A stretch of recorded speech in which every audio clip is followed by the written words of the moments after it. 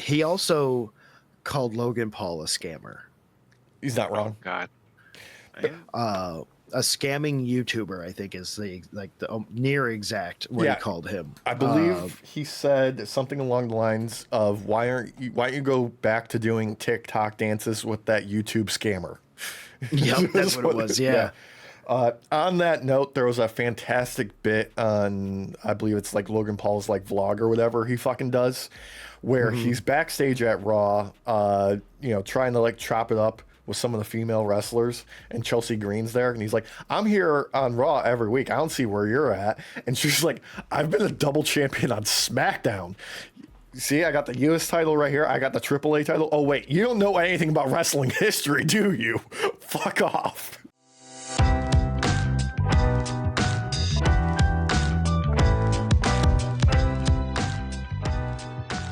You just do some people are knots. into it. Yeah, just do some rip knots. Mm-hmm. There's a whole like hentai like category dedicated to this. I feel like you're talking about something that I should know more about, but I don't want to. You know, like you're hinting at something that there is. Derek's going to give you keywords and just put them into Google. Turn off the parental safety. Oh, I need the incognito window, is what you're telling me here. I got to turn on my VPN. That's not going to do enough. It's not going to do enough.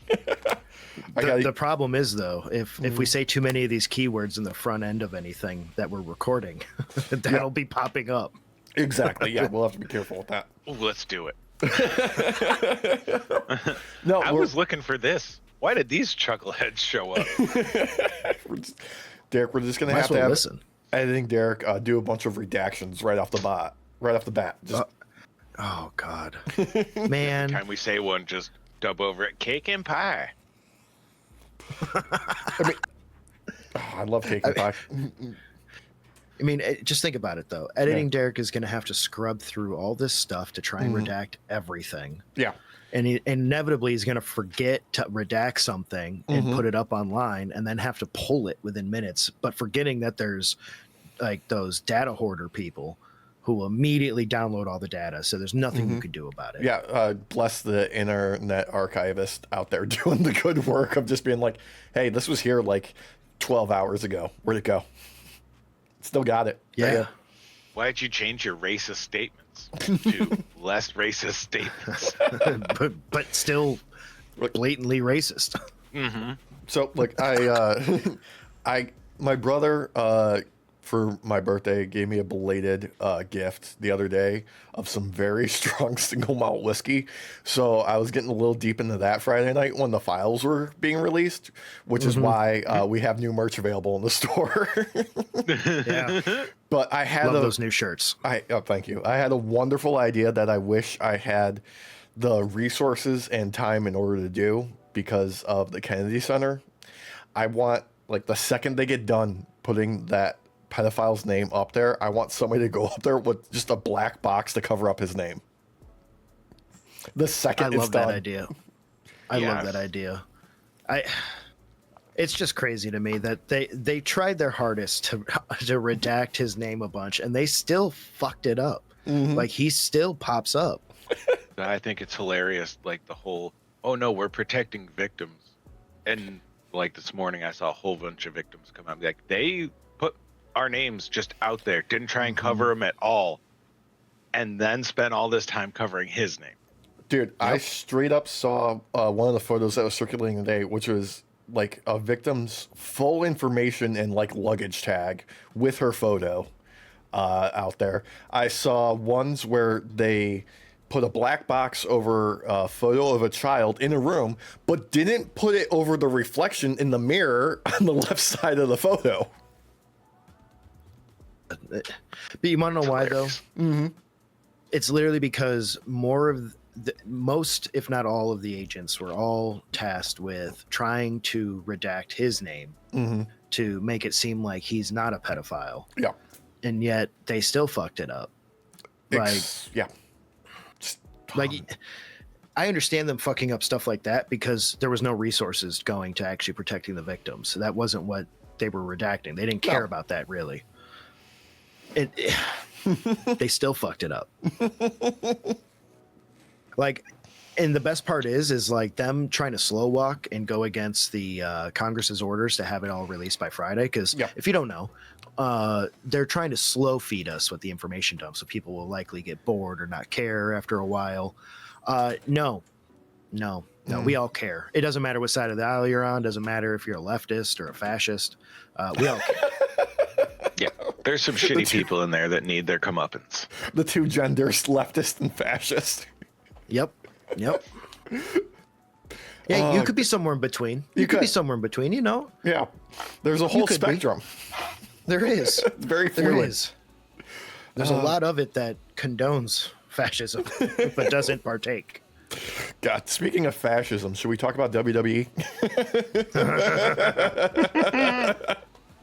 Oh, boy, howdy. Triple H is not beating the allegations this week. Luckily, this upcoming week and part of last week was pre-recorded because we're actually getting some time off for our wrestlers so they can spend time with their fucking families. So there's not going to be a lot of surprises this week for Christmas and, you know, some of the stuff that went over next week. I think there's spoilers already circulating online on Raw and SmackDown because, you know, people were already fucking there and they can't keep their fucking mouth shut. Just the way it works. Of course. Leaks happen. And nobody cares. I mean, if what they were giving us was a good product right now, it would be more stressful to get the leaks. But because it's not, like I'm like, you know, do what you gotta do. Yeah, look, I'm gonna give them tons of fucking credit right off the bat. Opened up Raw strong with a damn good recovery from Saturday night's main event and Cena being retired and Gunther coming out, cutting a fantastic, short and sweet fucking promo, basically saying, about 3 times in a row, why are you booing me? I said what I was gonna do. I did it. I made John Cena give up and I made him look like a little bitch. Leaves the ring, comes back, John Cena's a bitch. Leaves the ring, comes back, John Cena's a little bitch. I'm out of here. Oh my God. We were laughing when we were watching it because like, oh, he's going back. He's gonna do it again. Yeah. Oh my God, he's gonna do it again. This boy was gloating like a motherfucker and he had every right to do it. Like the best part about it for me is that John Cena can't go out there and defend himself with words or anything because he's no longer a part of the company. Well, no longer a wrestler, essentially. So he can't just go out and be like, hey, fuck you. He can't come out there, take off his hat, rub his non-existent bald spot and say nice speech anymore.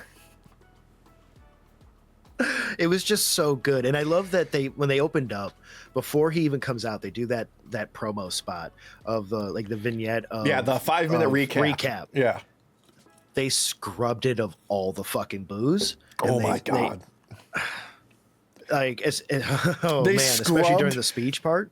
John Cena speaking to the crowd saying, I know, I'm sorry. Because he did that like 3 times during the live show. So freaking funny. Like, there's no beating the allegations. Why try and alter reality? We were there. We all watched it happen. Like, we all hate you, Triple H. You're just a POS. He's just out of fucking ideas and just scraping the bottom of the barrel, trying to base things on tradition is what it is, which nobody really gives a fuck about. You could argue that man gave up literally the moment WrestleMania 40 happened, or 41 or whatever. I think you could make the argument that he gave up once the Netflix money cleared. He's like, we're set. We're going to go to Saudi Arabia and just make as much fucking money as possible. I don't have to worry about anything anymore. I can just coast. We can have ChatGPT write the rest of our shit. Nobody fucking cares. We got paid. My job is a cakewalk now. I mean, you're going to end up seeing at one point them doing a Bobby Lashley loves anime and Japan bit, and then not have signed Bobby Lashley, and they're going to be like, why is he not going out there? Well, he's not a wrestler for us. Yeah. Then why did we do this? Because ChatGPT said so. One of my favorite things that Bobby's currently doing, because apparently he's dealing with a little bit of an injury right now.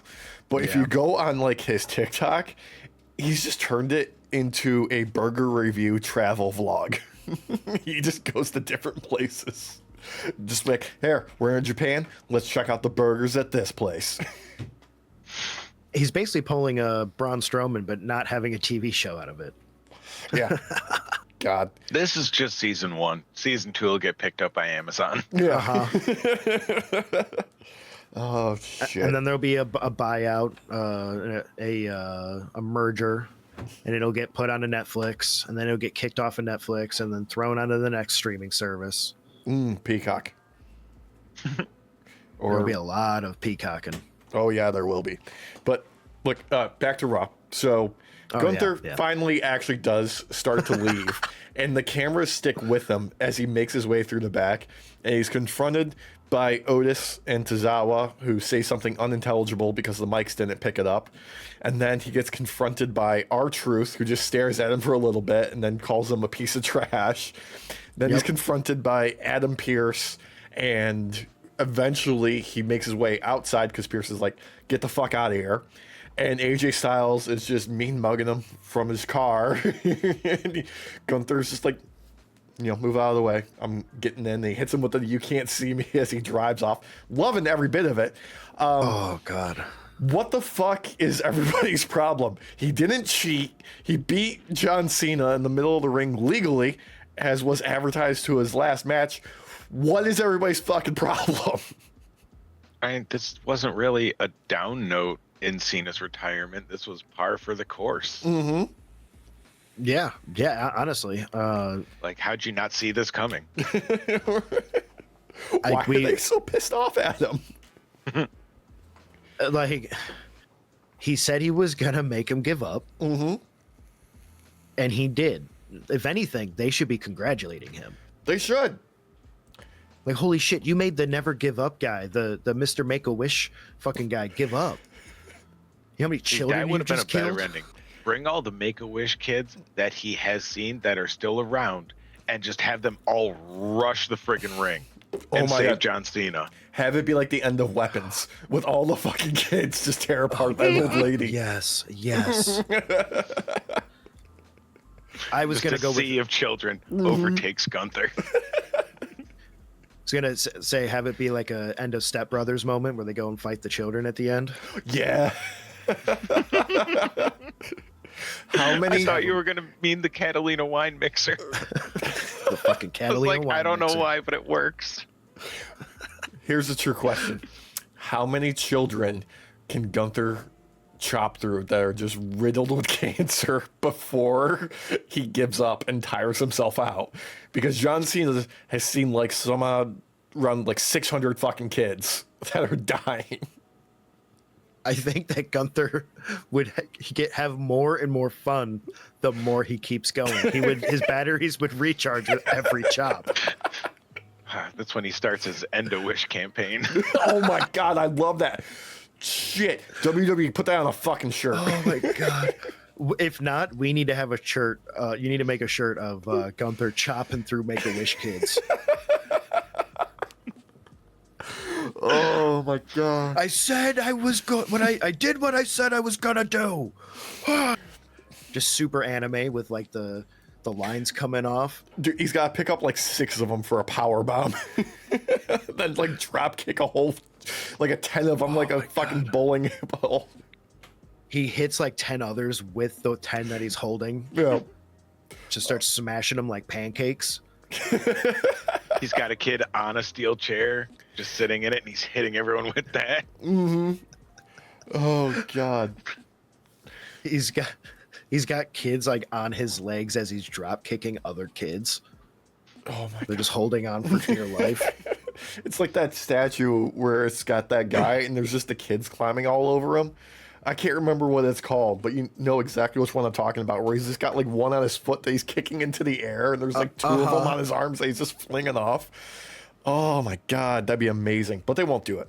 They're too chicken shit. Just Gulliver's Gulliver's Travels. Is that what it is? Where he's like a giant compared to the humans? Yeah, the Lilliput people or whatever. Yeah, it's been so long since I've read that book. Yeah. Or seen the movie with Jack Black. Or the Never one with saw Ted it. Danson. 'Cause Never they did saw both. that either. Darby O'Gill and the Little People. That's an old one. That's an old one. That's real Jesus. old. God. Speaking of old, first match of the night is the New Day versus the Usos for the who knows how many fucking time they've done this in serviceable at best, I would put it. I don't hate any of the wrestlers involved in this. I just hate what they're making them do because nobody gives a shit about these two teams facing off again for what feels The 44th like time. Yeah, I mean they've been. No, they brought that up. They've wrestled 44 times against each other. It's insane that it's been what 3 years since the last time that they faced off against each other, and it still feels stale as fuck. Huh? I get why they're reconnecting the Usos. I get it. Yeah. Because there's a storyline to be had there. That's the right move. And Jay's washed. Yeah, he needs to go through his crash out phase before he can try and go after the belts again. This felt like something we watched back in like 2016. Because we did. Yeah, we did. The only difference is they've flipped roles with the Usos apparently are kind of faces now, and the New Day are supposed to be heels, but they don't have anything for them to do, so nobody remembers that. Well, they try and Just remind whiny. you, Alex, by screaming at the crowd as they come out and saying like you're all garbage and stuff, because that's basically what they did. Because otherwise, no one would remember they're bad. I mean, it's been a year since they turned on Big E, and they have been. They won the tag titles for a short period of time there, And then lost to the War Raiders, I think. Was it the War? No, they won them off the. Wait, yeah, War Raiders. It's either they took them off them or they were taken off of them by the Warriors. It's one of the two. It was something around WrestleMania. And then Finn and JD had them, right? And now AJ and Dragon Lee have them. Yeah, Because but nobody cares. yeah, nobody cares because there's only been what, like 2 tag team title defenses this year, it feels like, and one of them had the titles turned over. Yep. Yeah. Yeah. Well, no, we did have that awesome spot with Dragon Lee and AJ Styles where they did the springboard powerbomb. Oh yeah, that's right, with the New Day, yeah. Yeah. And then they had the War Raiders match. Yeah. Which was, what was that, match 43 they had together? I don't know. I don't. No, it was because that was the last time they wrestled before this one. So, Oh, okay. yeah. Jesus. They made a point to tell us that they wrestled 44 times together. And you know what? Makes you realize, like, God, they just don't care about the tag team division fucking at all. No, nobody. You can't expect fans to care if the company doesn't care about the tag teams. They just don't. You see, the problem is it makes 4 wrestlers and ChatGPT can't handle it. Look, It keeps trying to insert Max Impact into there. oh God, he would. Where's Joey Wheeler? Someone actually interesting. Holy shit. Look, the old fucking joke is Vince hated tag team wrestling because that meant 2 more people he had to pay on the night. But these days, Yeah. with the contract guarantees, it doesn't fucking matter. So I don't see what the point is on there. I just, everybody wants to be on TV. Instead of doing half-hour talking spots, do more matches. Like, Just do it. you could have talking spots, but they just have them only last a minute. Just a minute. Have him during a match. Yeah. Have the New Day Yeah, be like- on fucking commentary because they're great on there. Yeah.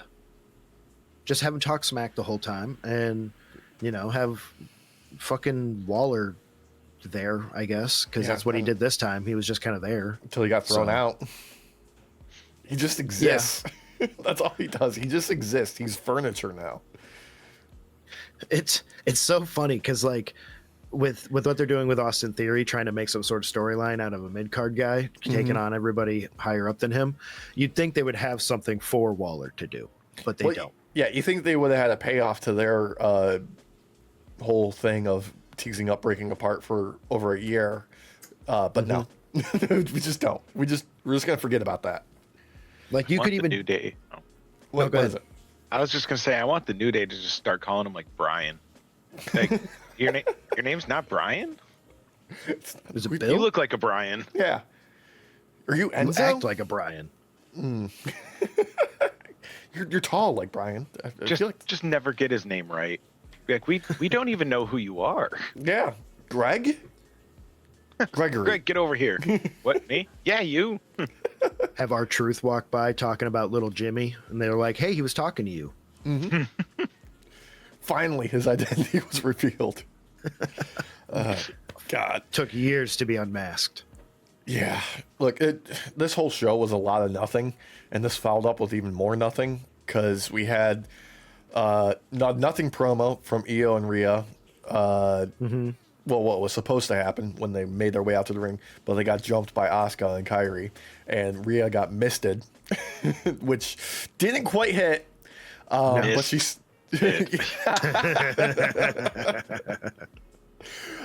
Was it Joe or was it Corey at the booth who was like, yeah, Asuka's got that new experimental mist. We don't know what it does. Trying to sell it. Pretty sure it blinds him. I think it was Joe Tess. God. Oh God. Sometimes mistings don't work out. As you just got to roll with it and act like you still got hit. Yeah. And this is coming off of them walking out. Like we've been all, poking fun that they're in a toxic lesbian relationship. Yeah. If you didn't think that they were in a lesbian relationship up until now, seeing this Raw, what's wrong with you? Because like they are like lovey-dovey together. So much so that when they isolate Rhea in the ring, Io gets in there to block Kairi's insane elbow and just takes it right in the spine. Yeah, like legit, like a bodyguard jumping in the way of the bullet. Yeah, like that type of shit. Whoever's writing this has been watching Heated Rivalry on HBO. And maybe The Bodyguard with Whitney Houston. Ooh, Yes. yeah. Which, fun fact, they're doing a remake of that, and apparently CM Punk's going to be in it. Is he gonna be singing and He's getting carried out I of hope the he's foundry. Whitney's role. Yeah. he plays Whitney Houston's character? Yeah. Mm-hmm. Love it. Yeah. He's Roman the Reigns is his star. love interest. No, they remember Bruce Willis has been AI'd. You can just use Bruce Willis again. Who's Kevin Costner? You can just use Bruce Willis again. Oh yeah. We're making this better, damn it. If we're doing this, we gotta make it better, not fucking worse like they do with every other goddamn remake. Anyway, this led right into the returning, more intense Maxxine Dupri taking on Ivy Nile, defending her IC title. And look, we were promised a more intense Maxxine, and we didn't see it until like the final stretch of this match. I think it wasn't until she did her battle scream. It wasn't until she like dropped the straps hanging upside down in the turnbuckle. That was That's pretty what cool. Otis though. taught her. Yeah. Yeah. Yeah, I'm not gonna lie. I wouldn't say this was the best match in the world. No, I wouldn't say this was a good match either. I mean, I don't know. I think it was still. I think it was at least okay though. Like, this is one of the better Maxxine Dupri matches. I feel like we only have up to go still, boys. We only have up to go still. We only Oh, have it could up. go down. We Could get much worse. it could get much worse.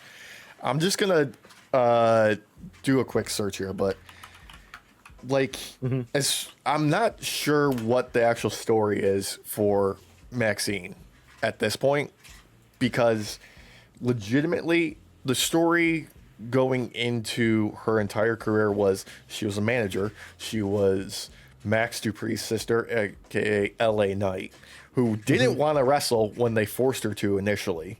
Then the story was she's a crap wrestler.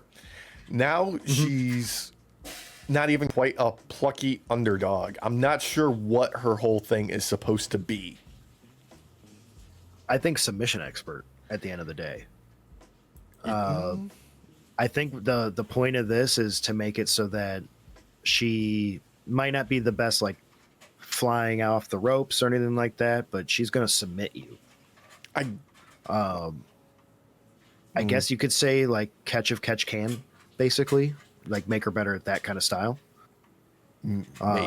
I mean, going for the ankle lock repeatedly was interesting. I'm hearing some weird shit from one of the cats. What are you doing? I can't see him. It's just a black screen, so I just hear him leave. No, like, Dracula's playing with my green screen. He's trapped a spring in the green screen. Give me a second here. That's amazing. This is staying in. Yeah. Oh, yeah. It's this fucking thing right here that he got locked in there. Okay, go play with that, dickhead. He's been on one. I'm sorry. Passed out. The other day, I took him for his neutering, and he's been insane ever since then. That makes sense. That makes sense. He lost a couple of items that he'll never. My balls might be in here. I just gotta spring him free. Yeah. He took a springing someone from prison way too seriously. He got a spring for it. Mm-hmm. Oh God. Anyway, as we were talking about Maxxine. I think at the end of the day, what they're trying to do is make her a more serious wrestler, and having these like vignettes is a way to do it. I admit, though, we need to see a better in-ring performance. I feel like we have been getting better performances from her as time goes on. It's just going to take a while. We're not going to see a good demonstration, and it's going to be possibly like that good to great, like 4-star area when Becky comes back. Those two in the ring is going to make something happen. Which is advertised for tonight's Raw, I believe. Oh, okay. Yeah, I believe Becky's supposed to be coming back. I don't know if she actually has a match because I don't. I skipped over the spoilers. I'm just did. Understandable. I have that voice in the back of my head going, but it's gonna be terrible. So either way. Yeah, look, Becky is very good at making other people look good, whether that's just selling for them in the course of a match or after the fact with her crash outs on the internet, because it's fucking great. All right, let me see. I was looking for how many matches she's had with the belt, just in general. Okay, so her total wrestling matches, 52 in her career. That's okay. Yeah, that's not bad. No, that's terrible. For what she's able to do. Okay, that's in her first year, 6. Last year, 18. Okay. This year, 28. Yeah, that's including dark matches. That's including everything. I figured, yeah. Yeah. Because for a while she wasn't taken as a wrestler. Like even when she was part of Otis's team, American Alpha Academy. Is it Alpha? Yeah, Alpha Academy. Yeah. She was more just there. She wasn't really necessarily a wrestler. Even though she got matches, don't get me wrong, it just was like, oh, what? This is going to be a squash. She's about to get her ass beat. Yeah. I think now it's to try and take her character and make it, I guess, respected more. Taken more seriously over time. Competent. Yeah. Somewhere. Maybe. I'm not sure. I feel like the final boss for her is going to actually be Natalya, and Natalya's like, I was going soft on you the entire time. Now this is real. Yeah. And we're going to... She needs her... I must break you. Yes. Yeah. She needs like her Bret Hart Stone Cold moment. She does. She needs that like actual, hey, I am going to be serious now moment. Like, because like the vignettes Loved them. They were fucking great at like setting up, like, oh hey, a new version of Maxxine. We just haven't seen it yet. Well, I think she still has to kind of find her footing with it a little bit. Yeah. This kind of version of her. But unfortunately for her, like, I'm not the biggest fan of Ivy. No. And so I feel like you really have to step up your game if you're going up against Ivy to make the match look good. Yeah. And the American Gladiators are just there as fillers. Mm-hmm. They're low card feed to a heel. Like, they exist for Gunther to get irritated at, and then he gets to chop the shit out of one of them. And then he moves on to something else. That's just what it is. I think as she gets more and more like Kurt Angle, we will have less and less to nitpick overall. Maybe. Like, it's the third year of her career, okay? It's probably not fair to her to be super critical when she's being forced to learn how to wrestle live on TV. Because that's what it is. Like, I'm not gonna lie, I liked the match overall. I enjoyed her as the dominant one in the match, even when she was getting her ass beat. Like, she was tactical, way more tactical than she used to be. I feel like she's getting more and more comfortable in the ring. Yeah, and I honestly, if she's doing the training at the Heart Dungeon, it shows. Because, like, let's be honest, you know, she doesn't look as lost out there as, say, a Jey Uso, who's been doing this for like 20 years. You could argue he's basically a fucking Cody Rhodes type. Like, he was born into it. Like, bro's got like 40 years. Like, his skin was in the game before he was a twinkle in his dad's eye. That's true. Anyway. I feel like as time goes on, she will look a lot better out there, especially as she gets more comfortable and might, you know, impress people with some moves that she might make people might not expect her to learn. That's not going to be next week or nothing. That's not going to be, you know, it's going to be like a year or two from now. Probably. But I'm happy with what we're getting so far. It's a lot better than Julia's run. Even though that's more creative's end than her own. Yeah. I enjoy her run more right now than I did Becky's run. No, I loved Becky's run. Becky's run was fun because it was fun. And it led to a fantastic, you know, crash out afterwards. And this current iteration who is protesting showing up to work because she doesn't like the result. I think that is fantastic. That's the best part of all of this, because I don't feel like they properly capitalized on Maxxine's win and the, you know, what, 3 weeks it's been since then. I don't think they've effectively like struck where the iron was hot. Like, cause that was a great fucking moment with that win. Cause it was a surprise. It was well booked up until that point. Like, they built to it, and Becky, you know, being Becky, sold it wonderfully. I don't think they have anything planned after the fact. Oh, wait, they don't. Because just like with the U.S. women's title, they don't plan anything ahead for them. They just do things. Yeah. I mean, that can be argued for all of WWE at this point, though. Yeah. They just don't care anymore. They got their Saudi money, and, you know, they're done for the year. They're like, we did it.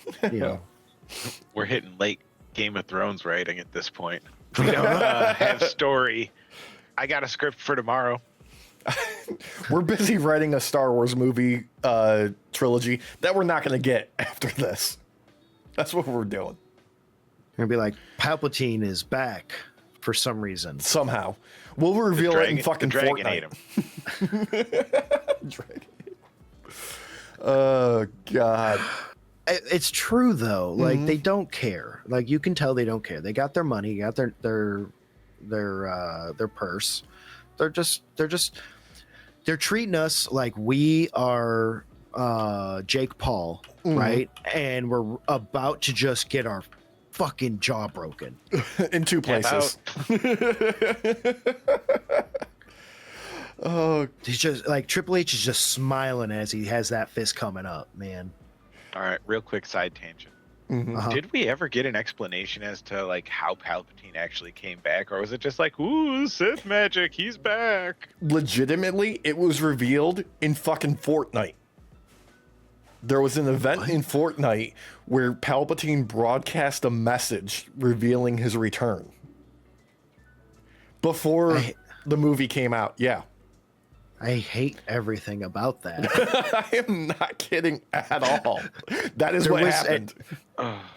Alex, at no point in any of that sentence did it ever get better. No, it just kept getting worse. Oh, man. What? Yes. I'm not kidding. I prefer Poe Dameron saying, fucking Palpatine's back. Somehow he returned. Somehow. Yes. Yeah. He's back. Let's go. Yeah. All right. It was something about no like explanation is better than bad explanation. Yeah, it was like cloning and Sith magic or some shit. I don't know.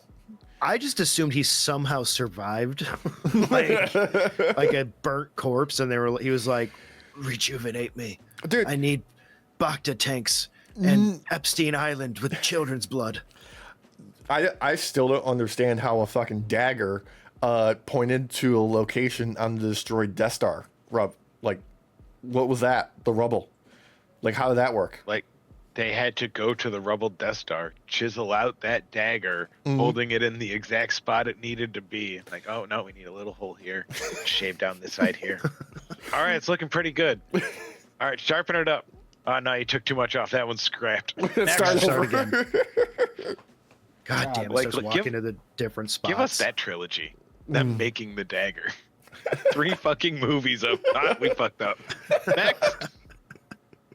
You know what? If it's got like Oscar Isaac in it, I'm on. Sign me up. I'll watch it. I don't fucking care. It just keeps cutting back. Making dagger, flying X-wing. Making dagger, flying X-wing. Nothing happens the whole movie. Oh, so it's the second of the sequel trilogy. Okay, perfect. God. Can we? So no, the second one will be a retelling of the first one through a different perspective. From the perspective of the dagger. It's from the perspective of a dagger and a random fucking droid that they introduced to sell more toys. It's the fucked up dagger at that. It's like one of the reject daggers. There's a 10-minute scene where that dagger shows up and it meets the ring from Lord of the Rings. They have a small conversation and then go their separate ways. Can the ring girl also be there from the movie The Ring? Yes. I'm telling you what I'm picturing right now exactly. It's the end of that one Fast and the Furious movie after Paul Walker died, and they're driving on the path of the road, and it splits off, and Vin Diesel and CGI Paul Walker like exchange looks at each other before they go down different roads. That's what's happening. The ring's in one, the dagger's in the other, and the ring girl's in the backseat of one of them. I have no idea if that really happened or if he made it up. That's how exactly. Here's the best thing. Here's the best thing about that scene, right? They are leaving Vin Diesel's house with no explanation of where they are going because both of their wives are still back at the house with the kids. They're just driving off. They're going to get a pack of cigarettes. See you in a couple decades. Yeah. Vin Diesel's kid has got to change races between movies. With family. Like all of a sudden he's a Chinese kid. Straight up. They did that like 3 times. God. Anyway, I knew you were gonna go to the Paul Walker bit though. The moment you said Fast and Furious, I'm like, God damn it. I know exactly where he's going with this. Yeah, because you can read my fucking brain.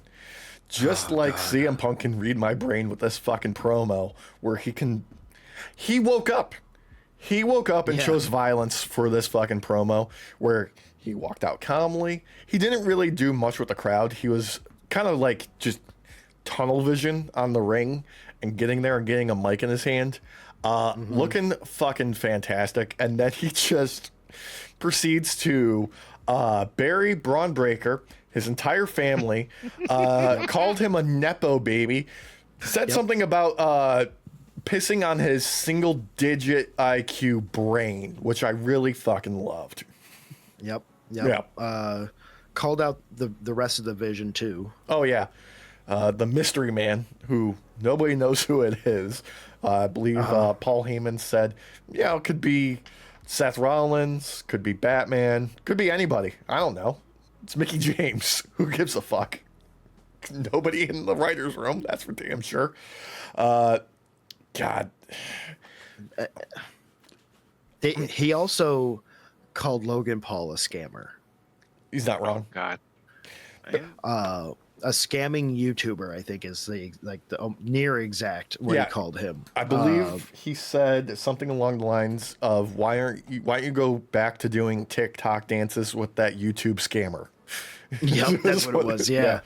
On that note, there was a fantastic bit on, I believe it's like Logan Paul's like vlog or whatever he fucking does, where he's backstage at Raw, trying to like chop it up with some of the female wrestlers, and Chelsea Green's there, and he's like, I'm here on Raw every week. I don't see where you're at. And she's like, I've been a double champion on SmackDown. See, I got the US title right here. I got the AAA title. Oh, wait, you don't know anything about wrestling history, do you? Fuck off.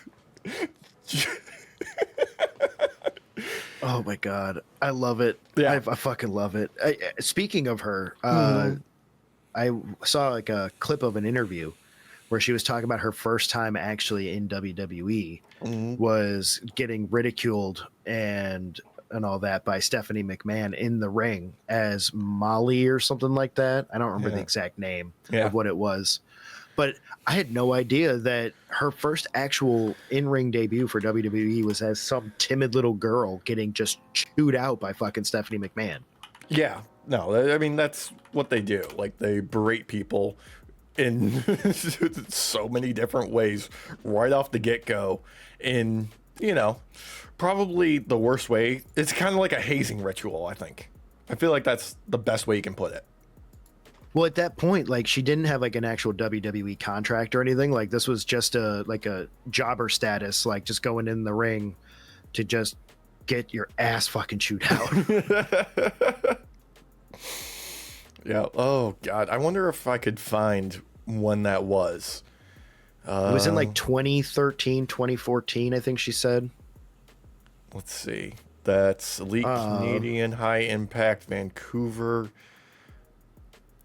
It's not listed on her cage match because, like, I think the first time they show her in WWE is like 2018. She wasn't as Chelsea Green. She was as some different name. Oh God.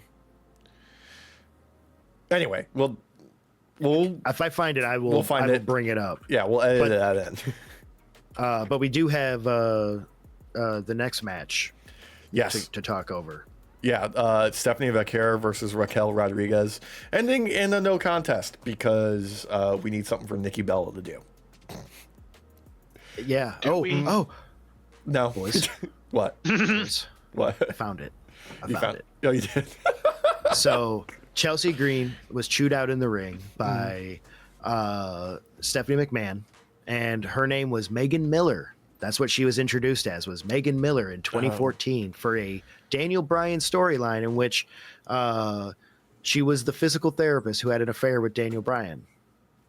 Dude, he got around storyline wise in WWE.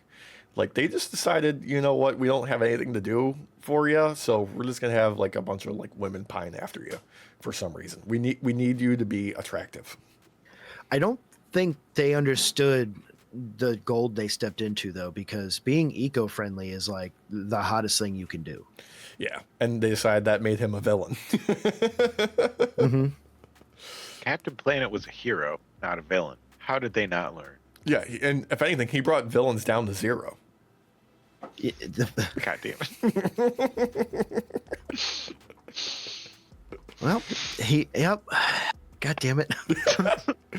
Look, God. Anyway, Beat me to it. before the match started, we had a little backstage thing with Raquel and the rest of the Judgment Day, where she told Liv and Roxanne to stay backstage because she didn't need their help. And you know, throughout the course of the match, that was proven pretty true. Like, she was fairly physically dominant for the majority of the match. Rightfully so. She's been, you know, continually to evolve her, like, wrestling as a bigger wrestler sort of, like, moveset, and it's working quite well. It's not the most, like, blow away great shit ever, but it's effective. If anything, I would argue it's like on the level of Undertaker, where it's 100% mid, but consistent. Yeah, like, I'd put her, like, she's at, like, Kane levels right now. Like, she doesn't have the aura that Undertaker had. Oh, no. God, no. Yeah. Because, like, 90%... Need the hat. Yeah, need the hat, yeah. Like, 90% of, like, the Undertaker's whole thing was the entrance, you know? Yeah. Yeah, no, because, well, you need the hat and you need the cutoff gloves. Yeah, and that big gas coat. Big fucking coat. It's got to be purple, though. Like, overall, very solid. You know, nothing really to complain about up until, like, Nikki just jumping in there throughout the match because reasons. I don't know. Like, No reasons. it doesn't feel that great. It doesn't even feel like she wants to do it either. That's the funny part. It really does, doesn't it? Like, like, it doesn't feel like anybody's benefiting from it, you know? No. I feel like they had a storyline in place that they wanted to do, and Triple H said no. So that she was like, well, all right, well, fuck you. I'm just going to be shitty at this then. I'm just going to phone it the fuck in.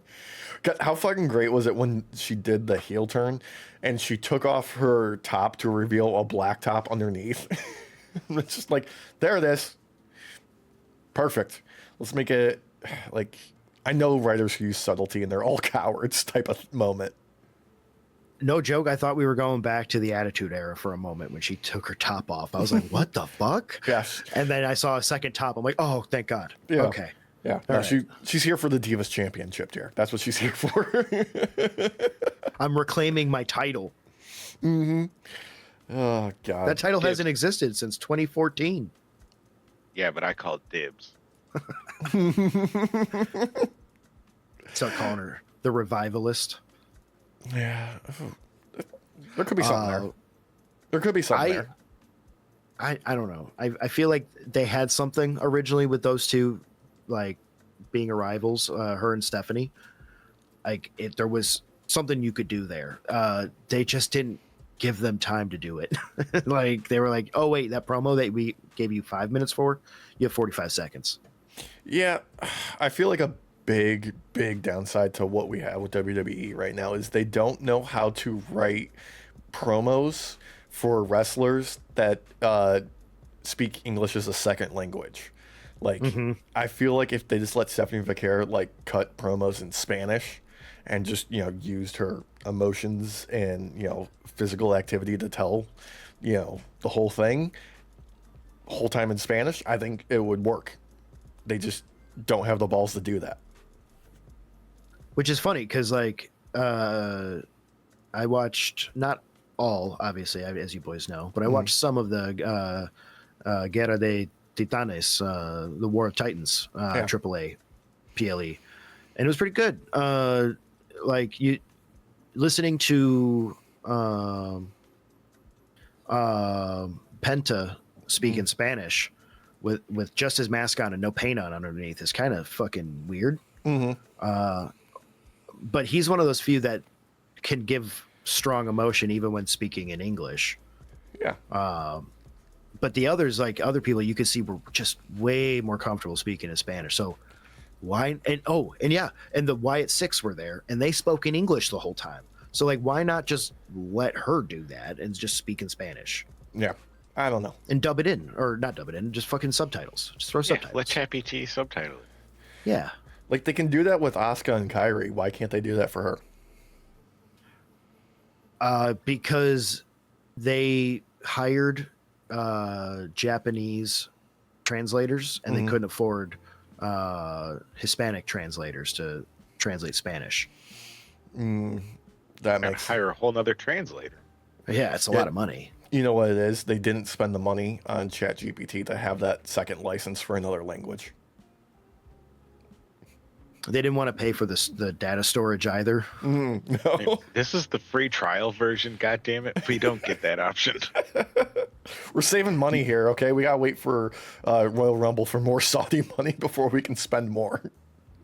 You get 3 prompts before it forgets what you're even talking about, unless you log in now. God. Anyway, Jesus. What was the next thing that happened? Hold on. Before we move on, though. Yeah. Once again, I'm asking that we just either like make the Devil's Kiss an actual like killer finisher where it actually ends the match, or switch to something else, because I am tired of this move. I am so tired of it now. Yeah, it's a little old hat now.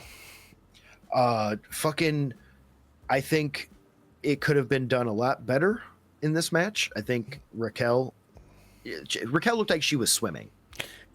It's not a good looking move on a larger opponent, is what it is. It's not. The corkscrew, the dragon corkscrew, looks really good on a big opponent. Oh, totally. Not this. Yeah. It would be better if she didn't actually execute the move and Raquel just picked her up in like the electric chair position and then did like a back body drop. Like that would be more, interesting. That's exactly what was going through my head. It was like, why didn't Raquel just stand up with her? Yeah. Like, haha, chicken fight. Dude, she could one wing angel her. Or spin her around into a powerbomb position and just chuck her out the ring. Yeah. So I understand why people like that move. I get it.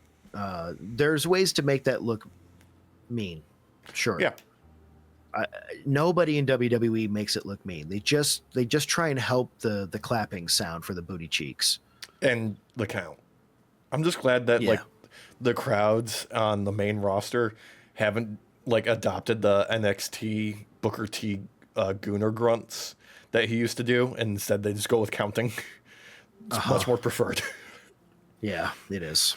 It is. He has Jada Parker now to goon over, though. So yeah, there's always more for him to goon over. Jesus. Okay.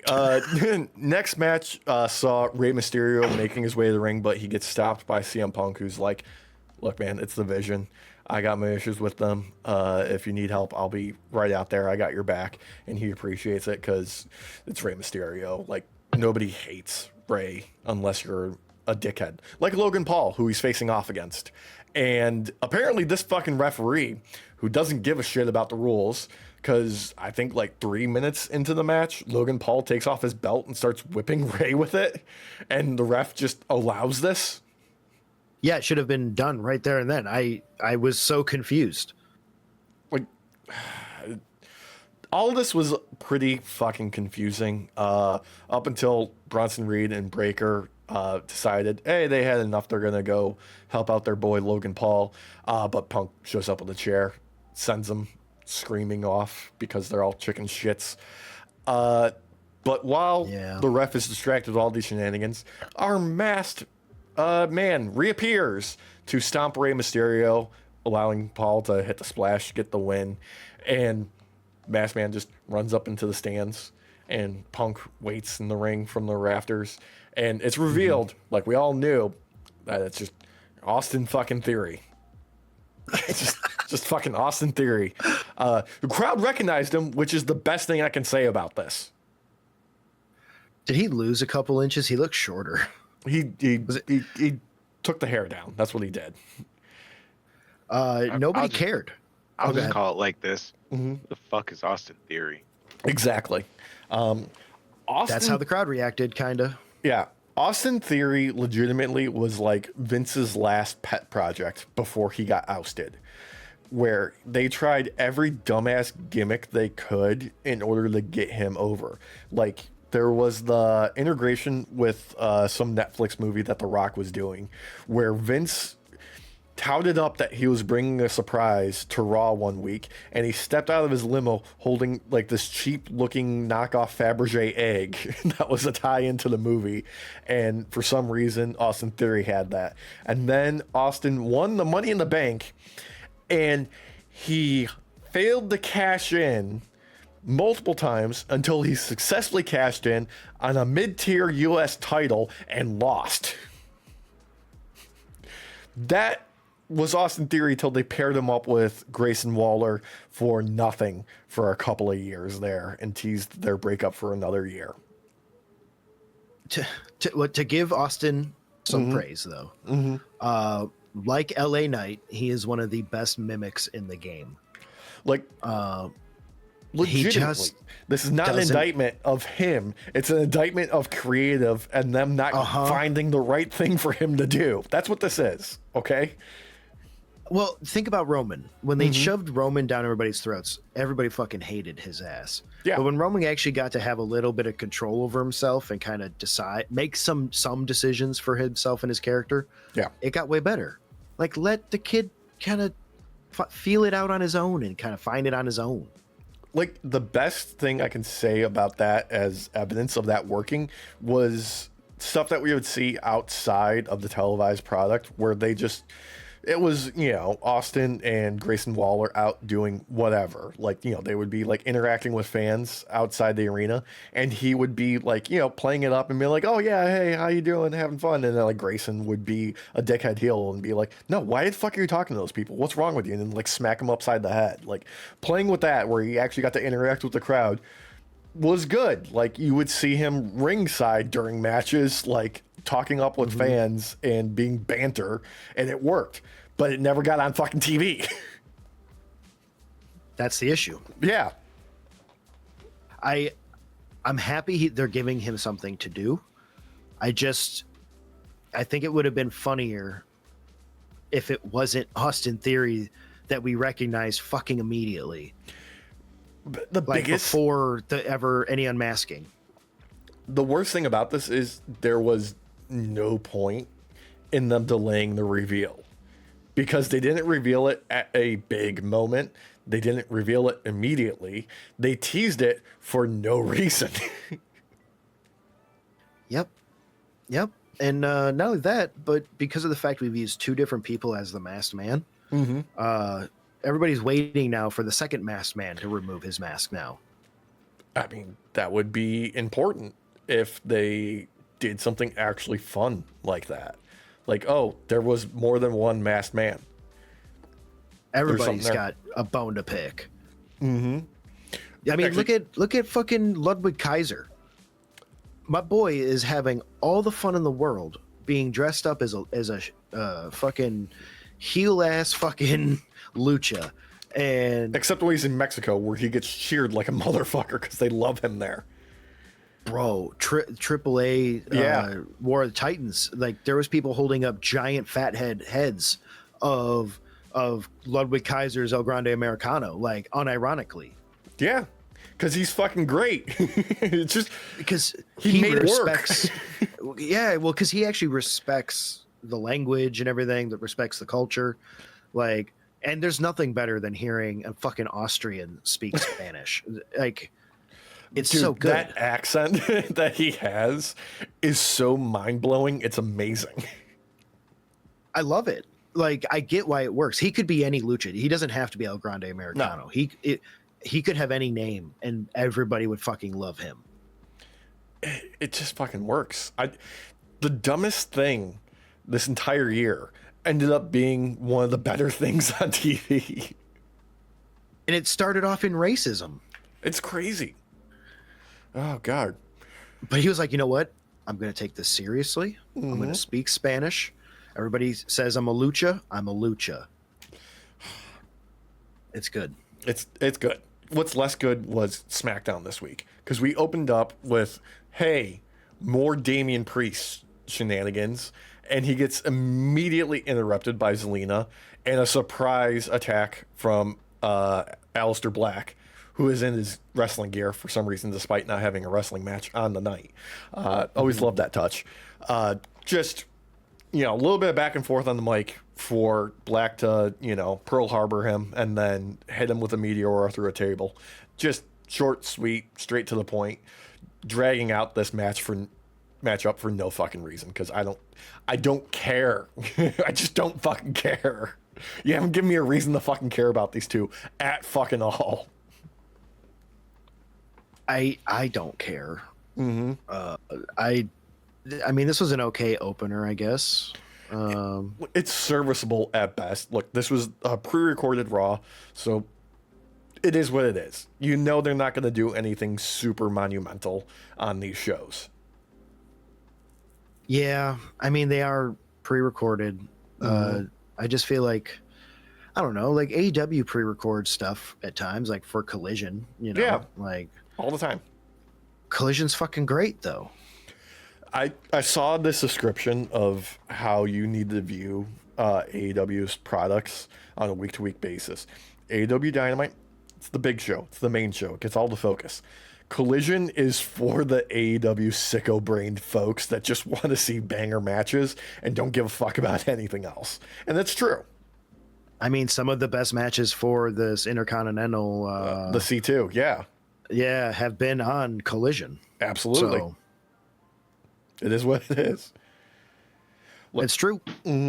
But short, sweet, just got right through it for the opening of SmackDown. Then we had Nia and Lash laying out that they want to challenge for the women's tag titles against the Kabuki Warriors. Sure, whatever. It's non-title in order to set up a title match. Look, Lash and Nia being paired together, great. Them having matching Christmas gear, fucking fantastic. That was awesome. Yeah. I love that. I was worried about Lash's like ribbon that she had up here, the bow. I thought that was gonna get torn off at some point. I'm gonna be honest, but it fucking worked. Walsh, did you see this? I did not. They basically look like Santa's little helpers or candy canes, depending on how you view them. Yeah, they look like they could be extras in like the Santa Claus 4.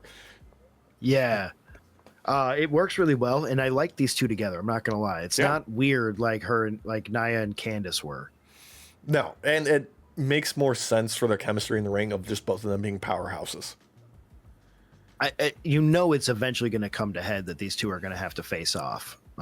It's inevitable. Yeah, and Lash better fucking win, because why not, right? I think that would be a guarantee if I was booking it, because I feel like she's just such a strong wrestler already. Yeah. And she has Riz for days. Like, you want to see her out there. Yeah. The only thing about this like actual match itself was it's fucking awkward having two heel teams paired off against each other. It really is. Like, who are you supposed to cheer for at this point? Because on Monday, Asuka and Kairi attacked Io and Rhea. Nia and Lash have not really done anything that would make people want to cheer for them. Where is the crowd supposed to really go with them? Because throughout the course of this match, you couldn't really pick a point of who you wanted to have the upper hand, basically. Yeah. Well, they wrestled really well together. They did. The two teams. Yeah, it was a great dynamic with, Asuka and Kairi being like basically, like every luchador going up against the giant. It just works, having smaller wrestlers paired up against bigger wrestlers and them being underdogs. Unfortunately, they can't do babyface like comeback shit because they're still fucking heels. So they gotta be a bit sneakier. I would have liked to see actually some more fun cheating from them. That would have been like a la Eddie style. Yeah, I feel like we might see more of that if they keep pairing them up against each other. Yeah. Which we probably will end up seeing because of the fact that Nia and Lash were able to overcome the Kabuki Warriors in this match. But I feel like this is all in service to get us to actually care about the face v face match, or like rivalry going on between Charlotte and Alexa versus Io and Rhea. Yeah, because Charlotte and Alexa hit the ring after the win, and then like there's a bit of a schmaz at the end where they just get to, stand tall before we move on to the next thing. It is. Yeah, and I mean, I don't know. Like I enjoy like that match we had between Rhea and Io versus Alexa and Charlotte was great. Oh yeah, totally. And I feel like they're like, I want to do more of this, so we have to have the heels face off now this time, so we can get to it. And it's like, okay, yeah, but like I agree. There should have been more shenanigans. If you're doing heel v heel, I would expect who can cheat better. Yeah, like all this feels like we're not going to get a definitive, oh, hey, it's the big match between two teams. We're just going to keep adding women's teams until we can do a crazy multi-person like ladder match. And that'll be a fucking banger. Actually, I would take that. If you can do 4 teams facing off in that again, like they did with the men's, I'm going to watch. Yeah, I'd be all for that. After the match, Aleister Black is attacked by Priest, and they, have some shenanigans backstage. The whole time Zelina is like shouting, leave them alone. Let them finish it. Just pure fucking silliness. This could have replaced the opening segment, honestly, in my opinion. It would have been better if they just jumped each other backstage before the show like officially started. That'll be great. And like have the someone go to open the show, but all of it just instantly cuts to that. Yeah. Oh God. This then quickly moved on to Nick Aldis visiting Drew McIntyre at home because Drew's not answering his phone. He's suspended from work. They need to sort this out. And I don't know why this tickled me so much, but they're having this meeting on Drew's lanai, like just in this screened in enclosure in the back of his house. I don't know why. It just felt so silly to me. It didn't feel formal. It felt like they should have been like popping a couple of beers or something open during this. And basically, in order to return, Drew is like, look, if Cody touches me, I want his title stripped of. And that's it. And before like Nick Aldis can actually like give an answer about bringing this to legal or whoever, Drew gets an alert on his phone, and there's Cody stomping up the driveway, and all of these like local talent security guards, policemen, are trying to stop him. And Drew just gets jumped in his backyard, and Cody throws one of these rent-a-cops into a lake, and he gets speared through a fucking like 6-foot tall nutcracker that's just by itself in the yard in the silliest way. I love the energy that the camera work had in this, but the content was a little bit not right. Like it wasn't silly enough. Well, I mean, we did get a moment where Cody's being like held off by cops and saying "Merry Christmas, asshole." That was great. Like Drew and Cody in this were great. It was just missing a little bit extra. Like I wanted a little bit more Christmas themed plunder. Like I wanted the candy cane to be used as a weapon, like one of those oversized ones that you'd see where they're like the plastic light up ones. I wanted like something like that incorporated here. It was just missing that little bit extra. You could have totally gone with the light up the town or whatever that game is that we've been playing on Designated Driver. Have him being choked out with some lights. Yeah, double fists some snowmen and start whipping snowmen at each other. Or a callback to that episode of Community where they're having that fight around Christmas, and Shirley has the candy cane, and the kid is begging for mercy. It's like, it's Christmas. It's just like, it's December 10th, bitch, and just smash him in the head. Oh, God. Dude, you could even just do something simple like a candy cane themed scarf and choke the other out with it. Yeah, something. Cody could have been wearing a Santa hat. Something like that. A little bit of fun there. Have a sledgehammer look like a candy cane. Ooh. You remember those big wooden reindeer that used to be in the suburbs like 20 years ago in front of everybody's fucking houses? Have one of them get speared through that. Yeah. You could do the framed one where like they make the like wire frame body and it has lights wrapped around so you can like see what it is at night. Oh God, how great would it be? Like the big inflatable decoration, and Cody was just hiding in one of those, and he just springs out of it and jumps through. Everybody would be thinking Santa Claus, but you know what? Rudolph. He's gonna give him a red nose. Merry Christmas, asshole. Uh-huh. Oh, God. I'm a bit thrown through a loop on this segment, though, because I could have swore I saw it over the weekend before Saturday night's main event. I'm not quite sure where in the timeline this actually happened. Oh, you talking about the Julia match? No. This actual, like, vignette that we had. Oh, yeah. This was definitely pre-recorded before snow happened. Well, it's definitely in fucking Florida. Yeah. But I'm not sure where exactly, like, in the timeline of events. Like, did this happen before Drew jumped him at his match against Oba during Saturday night's main event? Or was this in retribution for Drew doing that? I don't know exactly when this was supposed to have happened. Well, you can tell by how Cody moves that it's pre-burst eardrum.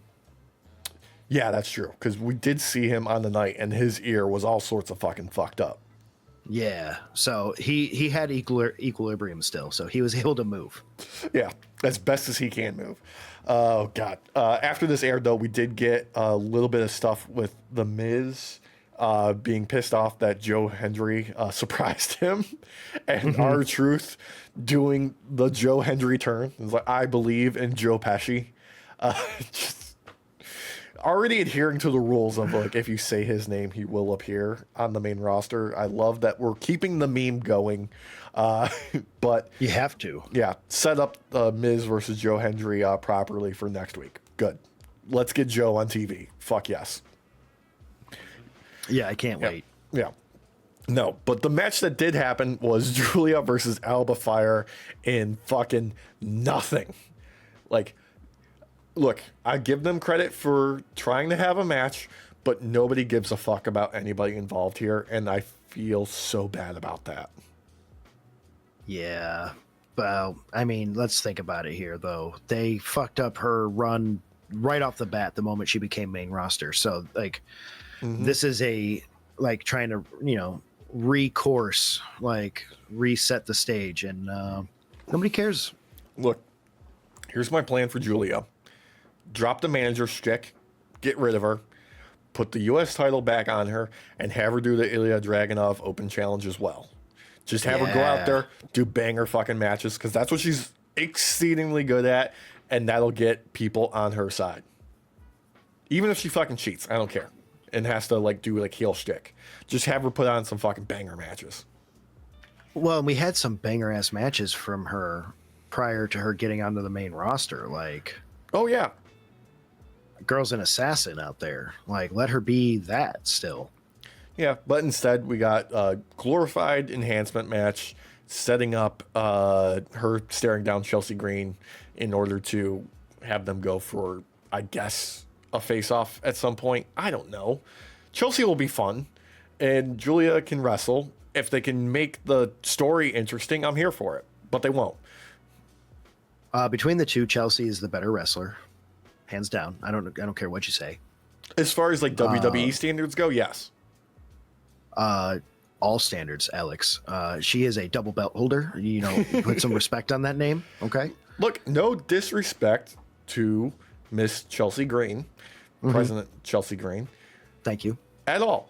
I am a huge fan. I just want to see Julia do good fucking wrestling, do good lucha things, and I'm here for it. I feel like we could actually get a pretty banger match from these two, where if they just let Julia off the chain, just let her do her thing. Like, we had some amazing freaking matches from her in NXT, like against Roxanne, against God, what's her name? Stephanie Vaquer as well. Like, we could have these moments again. Like, come on. Like, we always talk about how Triple H only cares about moments, which is true. Those are some good moments if you're going to have to pick some. If we're going to go with moments, those are great moments. Yeah. Like, keep it up. Like, do more of that. Like, give us something to care about. Something that people will remember. Yeah, like, and I'm not gonna lie, this ended pretty good. Like, she uh was it she kneed Elba in the face, Yeah, she did and then the Arrivederci. yeah, Yeah. Arrivederci. And then she stares down Chelsea, and Chelsea's like, "Oh shit!" and like goes to run off and fucking trips. Love it. She's good at My girl. She's so good at stooging. So good. I love her, dude. She's my favorite. I know. Yeah, everybody knows she's your favorite. Like, if Chelsea Green has no fans, Derek is dead. Yeah. I cease to be. I no longer exist. Yeah. I'm like what's his face from Inside Out. Bing Bong? Yeah, Bing Bong. No, the imaginary friend who tragically. Yep. God. Such a sad fucking part. It hurts. Jesus. I know. Derek just hitting the entire audience with fucking psychic damage. Thanks. Bing Bong. It's like, hey, remember the old guy in Up, how his wife died? Yeah, I do now. Hey, remember that scene in Toy Story 3 where all the toys thought they were going to die in an inferno? Jesus. Yeah, you know what? That movie could have ended right there, and I would have been happy. The whole movie series. Right there. We don't need another fucking sequel. No, no. God, it like every other freaking like Disney movie, like the mom's dead or the dad's dead, and fucking everybody's sad and can't figure out why, and their life is a curse until they find that magical toy. Which is just a spork with some fucking gum on it. Googly eyes. Anyway, following this, we had Cody Rhodes coming out to address the crowd proper with his busted ass fucking ear. Yep. All fire from Cody on this. Really strong shit between him and Nick Aldis. Completely eroding any trust that Cody has in management. Basically laying out that he accepts Drew's conditions and then proceeds to remind Nick that he doesn't work for him. Aldis works for the people, and as does Cody. He is QB1, whatever the fuck that means. I still don't like that moniker. It's big clunky and silly. It means you're the starting quarterback. Yeah, I know. It's just, I don't like that we have QB1, OTC1, all of this adding numbers to shit that doesn't need it. He could just be like, I am the QB. That's it. I am the OTC. That's it. We don't need to add a designating number to this shit. I guess like if he stops being QB for a little bit and then starts being QB again, he could be OG QB. OG QB1. There you go. 0.0. Like, Usos versus Dosos. This is good, strong shit. Finally, maybe we won't have a side quest for Cody versus Drew again. Maybe we can finally get this like to have a proper feud and finish for once. Yeah, it would be nice. I actually would enjoy Drew getting the belt and being like the dog who chased the car and actually caught it. Mm-hmm. And not know what to do with himself and like forced to turn face now. Why not? Like, he still hasn't won the championship in front of a crowd of people. The last time he won it, it was during the fucking pandemic to an empty fucking arena except for TV screens. Like, give the boy his due, finally. Just let him, you know, claymore his way to the top. Oh, God. Yes.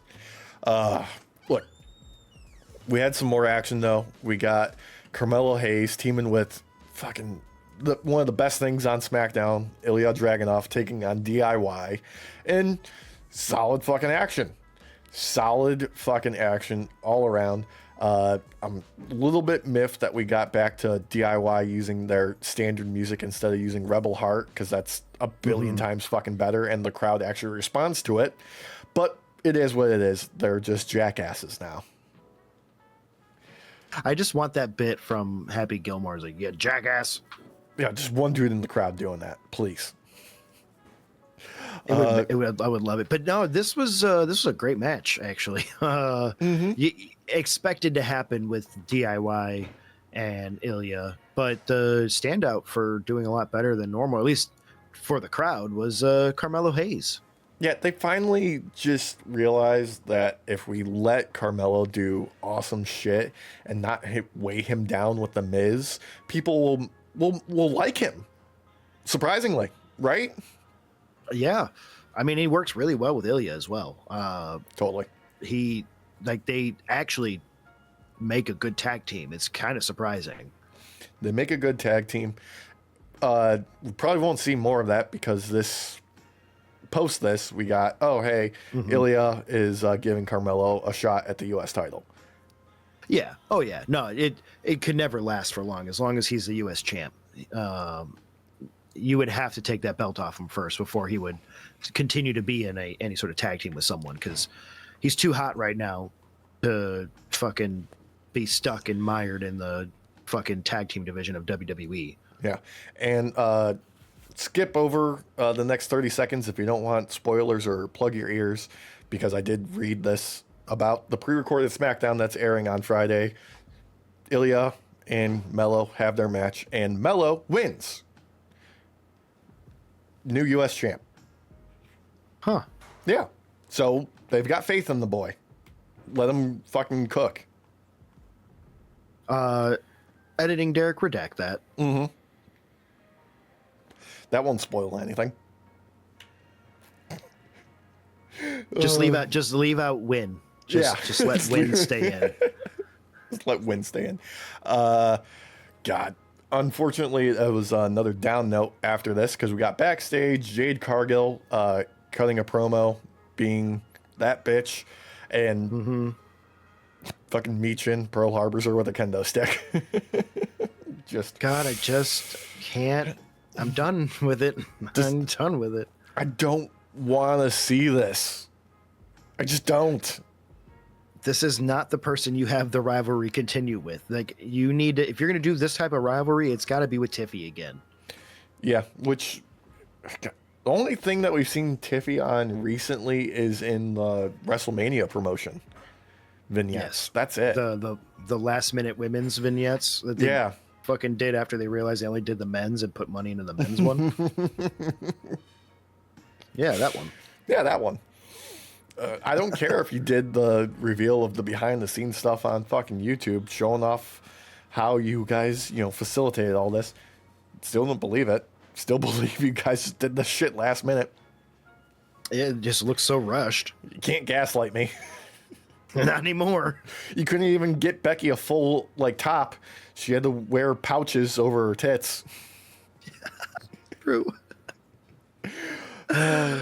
God. Any of their outfits really didn't make sense if you think about it. Becky's should have made sense. Just give her a fucking jacket or something. God. Something, anything. Just this SmackDown gave us more nothing than I thought, because the main event was the Wyatt Six defending their tag team championships against the MFTs, and I don't like all of this, both of these teams, both of them. It's the cheerleader effect. Like, they have something as groups, but once you isolate some of them, I don't care about them anymore. Yeah.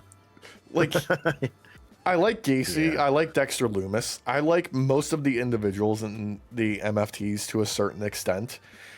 Together, they're banter. There's something there. But as individuals, I don't like them anymore. I don't know what it is. It's because they're pandas. I think it's because as individuals, they don't have any fucking personalities.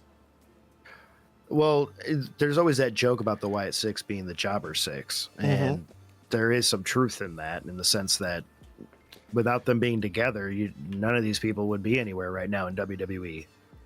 Yeah. Like, it feels like they all have, as factions, a single personality. And when you divide them up, they're just diluted versions of that same thing. Yeah. Yeah. It's like, you can fight one Power Ranger and win. You're not going to win fighting them all unless you're like, I don't know, like Rita Repulsa or something. Or Ivan Ooze, or I don't know. Yeah, Zed. Yeah, Zed. God, he was the coolest looking motherfucker, wasn't he? Bro, he had no skin. Goldar was pretty badass. Goldar was pretty badass, but Goldar was enhancement talent. Goldar was a jobber. Yeah, but gold armor and wings, take that every day. It was a good fucking look. Yeah, it's like when you're playing 2K25 and you're doing like the My Career mode, and you have to go up against that Aiden guy. Oh yeah, God, who was that? He's like, at first he's like a beast, but then after that you realize he's just a jobber. Yeah. God, who was? I can't remember his name. He's the guy that looks like Austin Theory. Yeah. That's why I brought him up, because we made the joke the last time we recorded Jam Mode. Yeah. So. Oh, God. Anyway, the match itself ends in a no contest with everybody just brawling. Which, okay, I will say I'm fine with it, because even though both teams were all out there was people who should not have been wrestling from both teams. So I get it. Yeah. I get it. This is one of the few no contests where I'm like, oh, yeah, actually, this should have ended in DQ. Yeah. Yeah, and it was kind of fun seeing Eric Rowan pick up Nikki Cross for the powerbomb and just launched her outside. Like, that was cool. That was cool. Yeah. It's just... maybe we'll get... I'm assuming Tala Tonga versus Eric Rowan, because they kind of faced off a little bit in the ring during this. So maybe it'll be a singles match between them or something. I mean, screw it. Do like an Extreme Rules match with all of them, and just like let them play out in the NXT parking lot. Yeah, let's do a backstage brawl. Would love it. We haven't had something like that since, what, Braun Strowman and Bronson Reed, where they just ended up fighting all over the fucking place. Like, do that shit. Before Bronson broke that like weird fucking bone in his foot. When he went through the fake wall. Oh God, I miss those times. That was when there was still a storyline to be had, Alex. Oh God. If only we had a story for the tag division. Well, men's tag division, I should say. All the focus went on the women. Which is kind of okay, because the women of WWE are holding up WWE right now. Otherwise, they got nothing. Well, Logan Paul. No. Punk kind of cares about feuding with Bron Breakker as opposed to Seth Rollins again. Yeah, because it's someone different. Yeah. He's like, oh my God, it's not Seth. Yeah, they gave him somebody different. Easy target. Yeah. Plus, he almost broke his neck. Like, he can finish the job now. It's true, he can't. God. Look, I think we've got till what, January 5th, and then they're going to kick off the road to WrestleMania. We start building towards the Rumble. They'll care more at that point, I think. Maybe. I'm with Walsh on this one. They got that Saudi money. They don't care anymore. Yeah, they got the Netflix money. They got Saudi money. They don't give a shit at this point. Hang on. I got to look up something here real quick. When is the Golden Globes? January 11th. Okay. So we've got till January 11th when The Rock doesn't win his Golden Globe for the Smashing Machine. And after that, he'll be returning to WWE because he has no choice. And he's like, I need people to like me again. Who wants to give me a paycheck? Basically, yes. He's going to walk in and say, let's start a storyline, and then get a movie offer and leave a week later and never finish that storyline. Yeah. Like, he'll get back on the gear. He'll get sized up like 3 times as big again, cut 10 years off of his life, and then he'll disappear again. Like, it'll be a quick injection that'll at least give us something to be like, ooh, how are they going to fuck this up? I got it. He comes out, right? Like maybe like a month before WrestleMania. Tells Cody that he wants him to be his champion. Cody refuses, right? And then all of a sudden, The Rock brings out Mick Foley. I don't know if that's possible at this stage, unless they do something drastic, because Mick made it very clear after the words said about the passing of Rob Reiner that he was fucking done. I believe his like Legends contract, whatever, expires in like a few weeks or something like that. Yeah, sometime next year.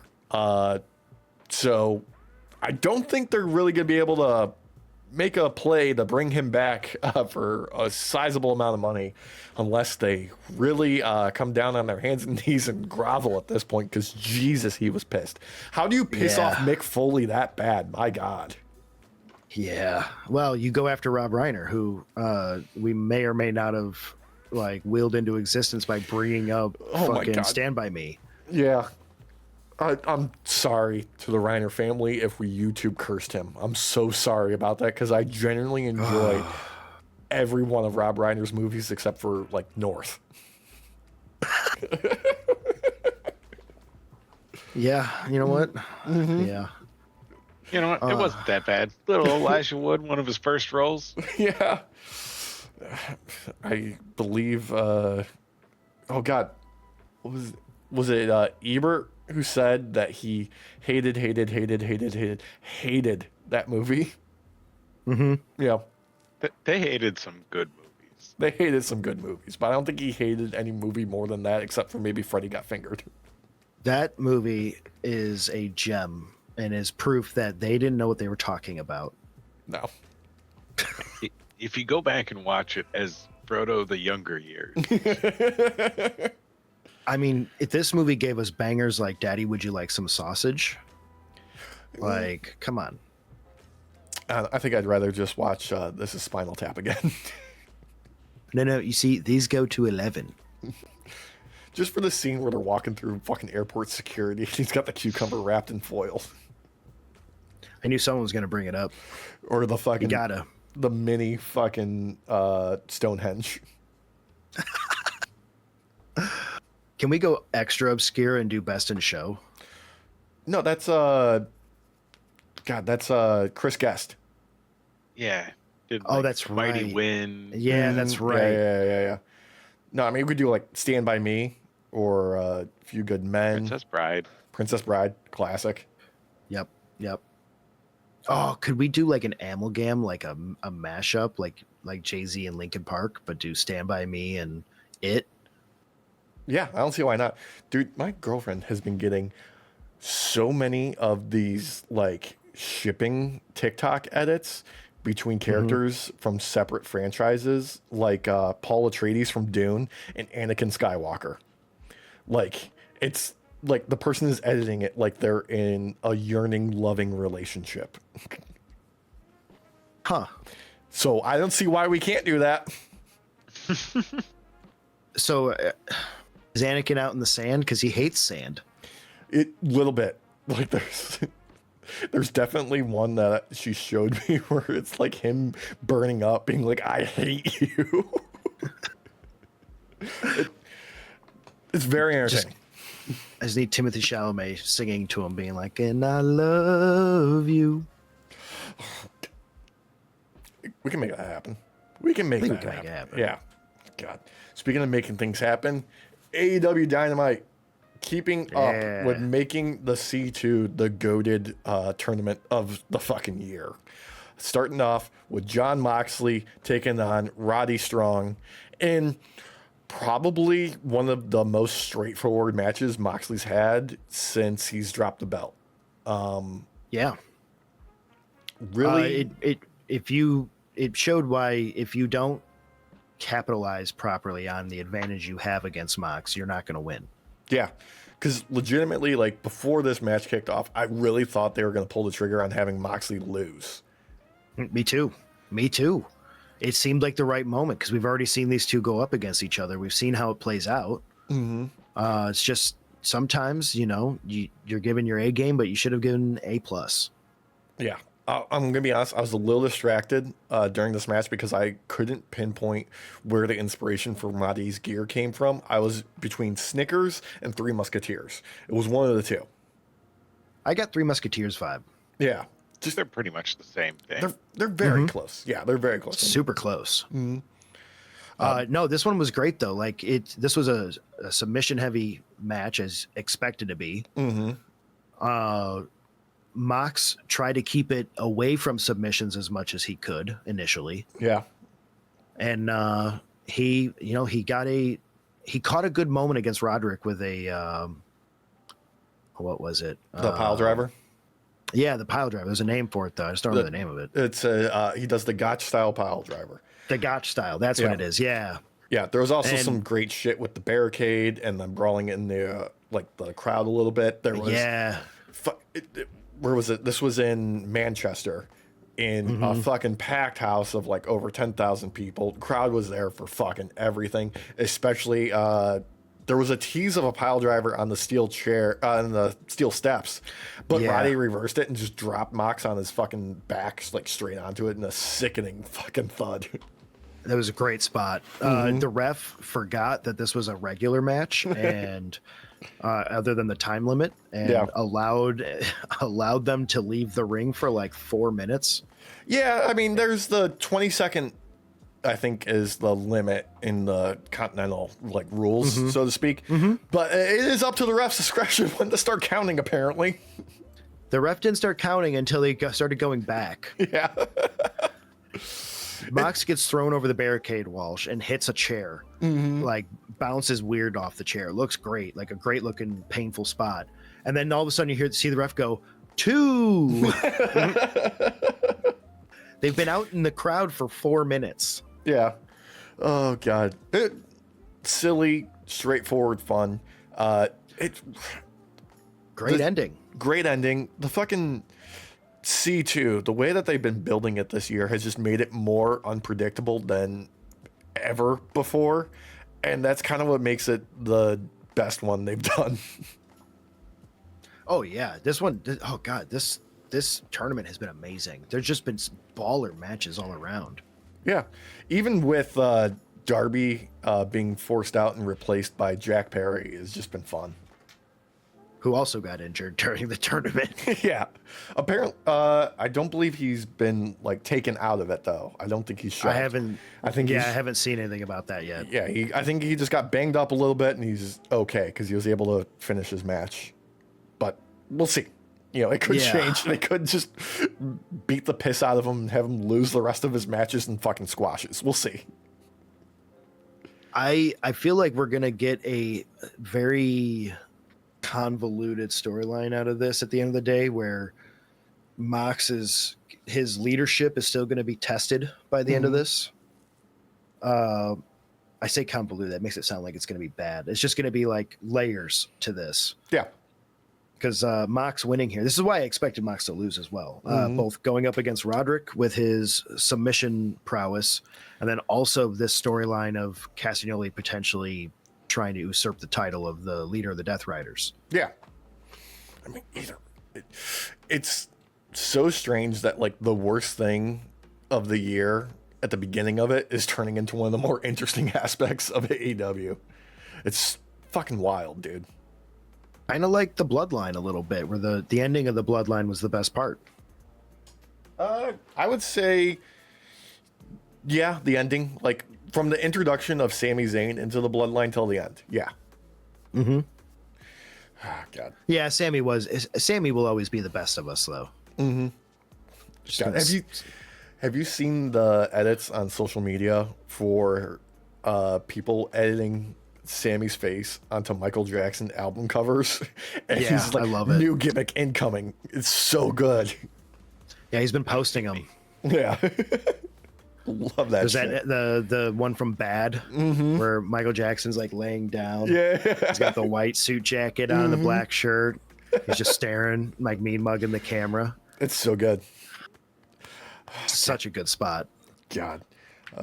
Anyway, next match going fucking hot because we're in England, so we're giving the people what they want. Don Callis family taking on the reunited Elite in the form of Hechicero, Okada, and Takeshita versus Kenny and the Bucks for $1 million or like 750 pounds is what the exchange rate was that they played out there. I don't think that's accurate, but whatever.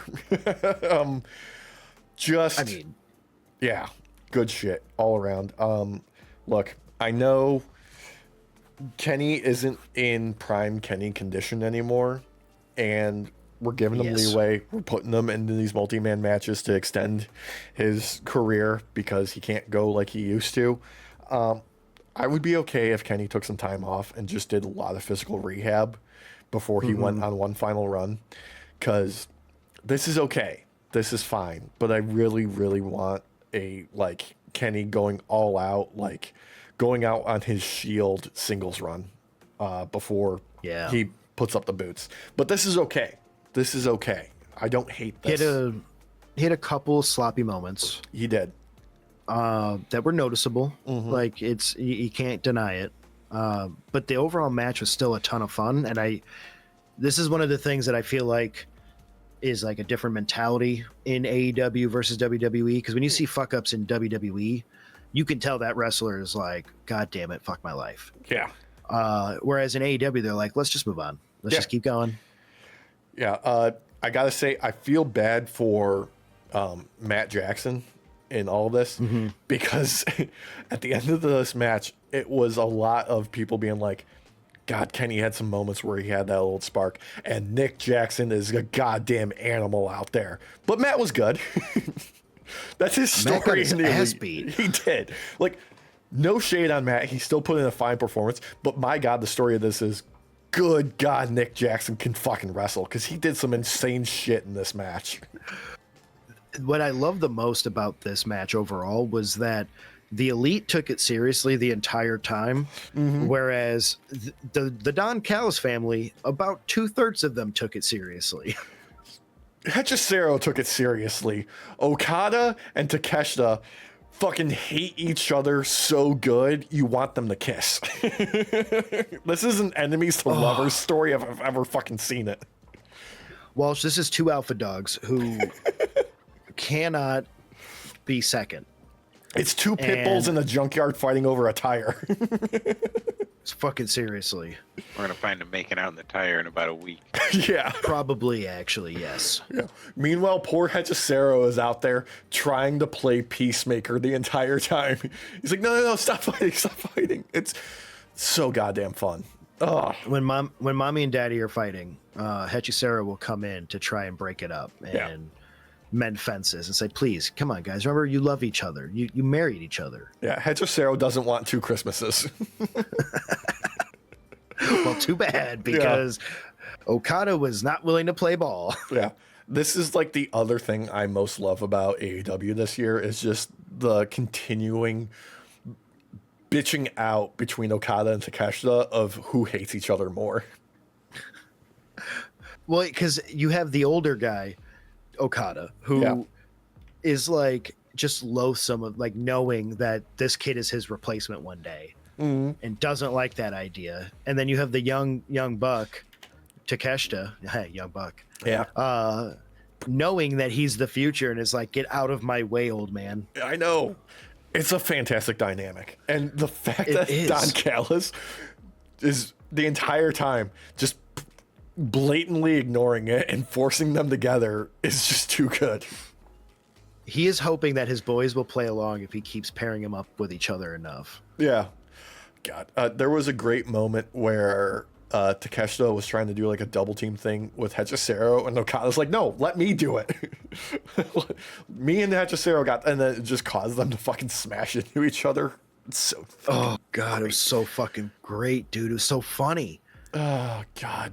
Okada cannot handle being on the same team as Takeshita. Yeah. The only time Okada looked pleased with the moment in the moment was when he realized, oh, it's just me and Kenny. Yeah. And God, we're definitely getting another Kenny and Okada singles match. I hope they do it at one of the, like, if they go back to the UK for like All In, do it there. Give those boys the biggest fucking arena and let them tear the house down. I fucking hope so, dude. I would love it. One final run between these two. It's too good to like leave on the table, you know? Oh God, yeah. Just keep Kenny healthy enough to make it. Let's like wrap him in bubble wrap between matches. Just let the Rainmaker be the one to bury him. Yeah, bury him softly, brother. Just a sweet little Rainmaker clothesline. Mm-hmm. But right into his grave. Oh God, one winged away. He's got to put somebody over with that. Like somebody's got to kick out of that before he retires. Yeah. It you know what? It'll be Takeshita. It'll be Takeshita or it'll be Ospreay. One of the two. Where Okada could not, Takeshita can. And then we get the final, like Takeshita face off against Okada to fully usurp his position. Oh, it's Takeshita who retires Kenny, and Okada's pissed because he's like, no, that was my long-term rival, you bitch. Yeah. Good. The real question that we have coming up is Wrestle Kingdom with the retirement match for Tanahashi and Okada. If that's going to main event over Takeshita defending the IWGP heavyweight title. Yeah. I think it will. Yeah. Tanahashi, dude, he gets to close out. Yeah, it's his last match. It's Wrestle Kingdom. It's like he's retiring. Like you got to do that. And like I just want to see Okada like lord that over Takeshita until they finally like just fucking come to blows and just tear each other apart. It'll be his Gunther v Cena moment for Okada. They'll get to rub it in everybody's faces. Oh, he's gonna be so good with that. Love it. Oh, speaking of rubbing in faces, though, Alex. Yes, we get the contract signing for the Men's World Championship. Samoa Joe, Swerve, and Hangman come out and all do a very, very solid job. Serviceable, just laying everything out there, laying out where they are all positioned against each other, signing the contract, and like drawing lines in the sand all around and really laying out the relationship between these three men who all kind of hate each other, some more than others. Before lights go out, music hits, and we get a returning, interestingly choiced styled hair MJF. Probably got some fresh plugs from Turkey in there. Who proceeds to set the world on fucking fire with a mic in his hand. Jesus Christ. Yeah, Walsh, we always say whose house? Swerve's house. Swerve got bodied in this spot by MJF. He got bodied, oh my God. bloodied up with just some words, but still looks fucking strong. Like I still don't doubt Swerve for a second after this, which is what's so great about it, because MJF tore him apart but gave like Swerve ammo to be pissed off at him like nobody's ever been pissed off at anybody before. The exact word line was something along the lines of, Swerve, you remind me of somebody, calls himself a mogul, uses too much baby oil, is also a dog shit rapper. What's his name? Oh, right, P. Diddy. Yeah, he called him the Diddler. The Diddler. Jesus. Also made reference to his WWE run. The crowd booed out of the building. Immediately. And he goes, hang on, gang. It's not that bad. Made reference to him twerking for Top Dollar. Yep. God damn. Oh, my God. Just went swinging on him. But he went after Joe, too, and making fun of his fake face tattoo that he had back in TNA. Yeah, God. The 06 or something. Yeah, the 07 dick-shaped tribal that he used to have on his fucking face. I loved him not giving Joe an ounce of respect, because Joe tried to step to him, and he immediately cut him off. He said, you're the twilight of your career. Yeah, you're falling back farther than your hairline. Jesus. Walsh, he literally, like Alex said, went scorched fucking earth on these boys. Just went scorched earth. And credit to Joe for not no-selling it, but actually enjoying it. Like he looked he had a great time. Yeah, like he looked like, yes, thank you, young one, for stepping up to the fucking line and actually raising the bar. Like that's what Joe looked like in this moment. It was so much fun. Hangman was also like no mercy for Hangman, pulling back his favorite nickname for him, Seabiscuit, and reminding him that he is the best homegrown star that AEW has from the start, which really dug like Hangman to the bone. The anger in his fucking eyes, dude. I mean, these boys shaped AEW early days. So, like, the rivalry between these two, it's hard to ignore. And I love that we're not leaving anything behind, because like throughout the past couple of years, like Hangman, he's come to blows with MJF. Swerve and MJF tease shit, you know, prior to this. Like, they've got history. Him and Joe, they've got history too. Like, he wants his belt back from him. He wants that lick back. Like, and more importantly, this was an evolution for MJF of being called a coward by Hangman. He's like, look, you call me a coward? That's why I'm showing up against all three of your asses. I'm not backing down. I'm not running from this. I'm not being sneaky. I'm coming for a fight. Oh, God. Dude, I can't wait. Yeah. I can't wait. Because I feel like if we're going to be taking the belt off Joe sooner rather than later, this would be a good moment to do it. Yeah.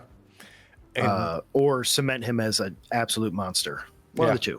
I don't hate any one of the winners out of this. Like, any of the permutations from this leads to more interesting shit in the future, because Hangman gets it. Like, the other two guys that didn't take the pin are going to be like, you didn't take me. You didn't take me. I'm coming for you. MJF gets it. He could get hell of a babyface run from this if he wants, but I know he's just going to use it to be an even bigger prick. God, yeah. I would love it. And for Swerve, it would just reshape how AEW is moving forward. Yeah. Like, completely. They could turn him into a fucking, like, no, like, Swerve's the guy. Like, he is the monster that you need to beat. He is the top of the food chain. I'm for it. Yep. Same. God. You know what else I'm here for, though, Alex? Yeah, what's that? The Babes of Wrath and Timeless Love Bombs versus Mercedes Moné, Athena, and Mega Problems. Yeah, mainly because I just want to see Athena and Mercedes teaming together, because they are fucking dope. They were arguing the whole fucking time. It's so great.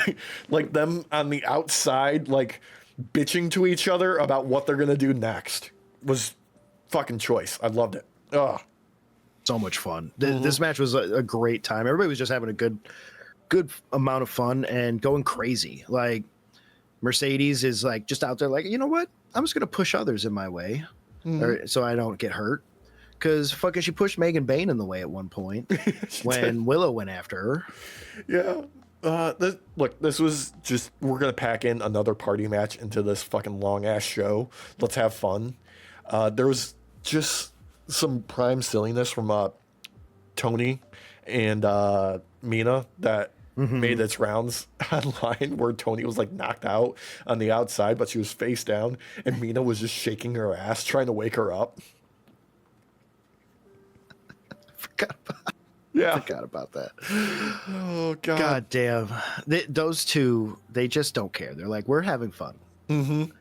Well, they do care. They care a lot. That's why they're having fun. Yeah, like they were having fun and still setting up stuff for the future, because we're keeping all of these tag teams together. Nobody's getting split up at this exact moment, and we're setting up a prime fucking first title offense for the Babes of Wrath against, you know, Mercedes and Athena, which is gonna be I'm so excited for it. Like, the ceiling on this is next level. I talked about this relentlessly during the tournament. I want Athena and Mercedes. I'm going to keep putting that out there. I want to see more of them, because they have such good chemistry for only having now 2 matches together. I'm going to call it right now. They'll lose against the Babes of Wrath. Okay. And Athena's going to be super pissed at Mercedes, because it'll be Mercedes' fault. So she's going to challenge her for either her Ring of Honor belt or another belt, and try and take that off her. And we'll start to see the downfall of Mercedes' belt collecting run. It's already started. She's already started dropping titles. Oh, that's right. She did, didn't she? Yeah. Well, this will just be another piece of it. Yeah. Just another piece. Continuing on, like, adding more layers to it, because afterwards, like, she's going fucking crazy, and it's great. Oh man. Speaking of crazy though, Gold League action. Kyle Fletcher versus Pac. Holy shit. Pure liquid wrestling. This this was amazing. These two beat the piss out of each other. As expected. Yeah, Pac, he is out for blood now, man. Like it seems like he's just gonna murder everybody in his way. Like he used to be just angry. Now he's angry with somehow even more muscle.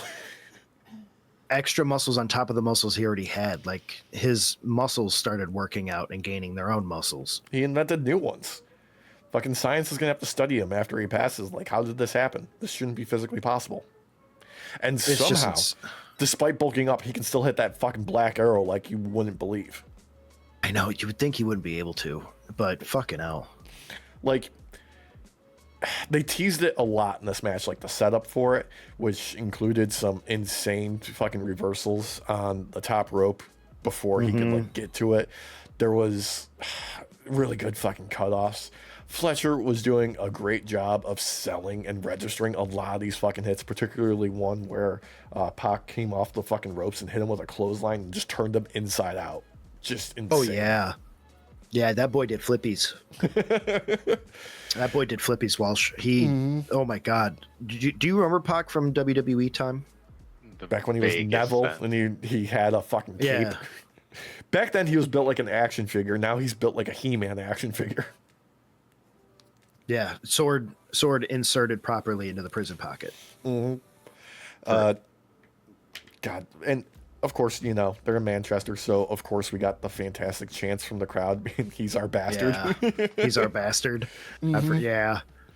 This match was a lot of fun, and it again, another person who could potentially take over as the leader of the Death Riders would be Pac. Yeah, and I kind of like the idea of like a two-headed dragon situation with Claudio and Pac being the leaders, with like Claudio like calling the shots with all like the underling soldiers, and Pac being like the enforcer of like, no, he goes out there and murders people, and then Claudio just like sends in the troops. Oh, I would love it. Yeah. I think it's inevitable that something like that might go down, or at least they'll attempt it and see how it plays. Oh man. Good shit all around.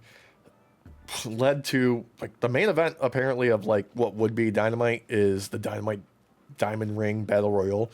And it wasn't the main event though. It wasn't the main event though. It's like it should have been, but it wasn't.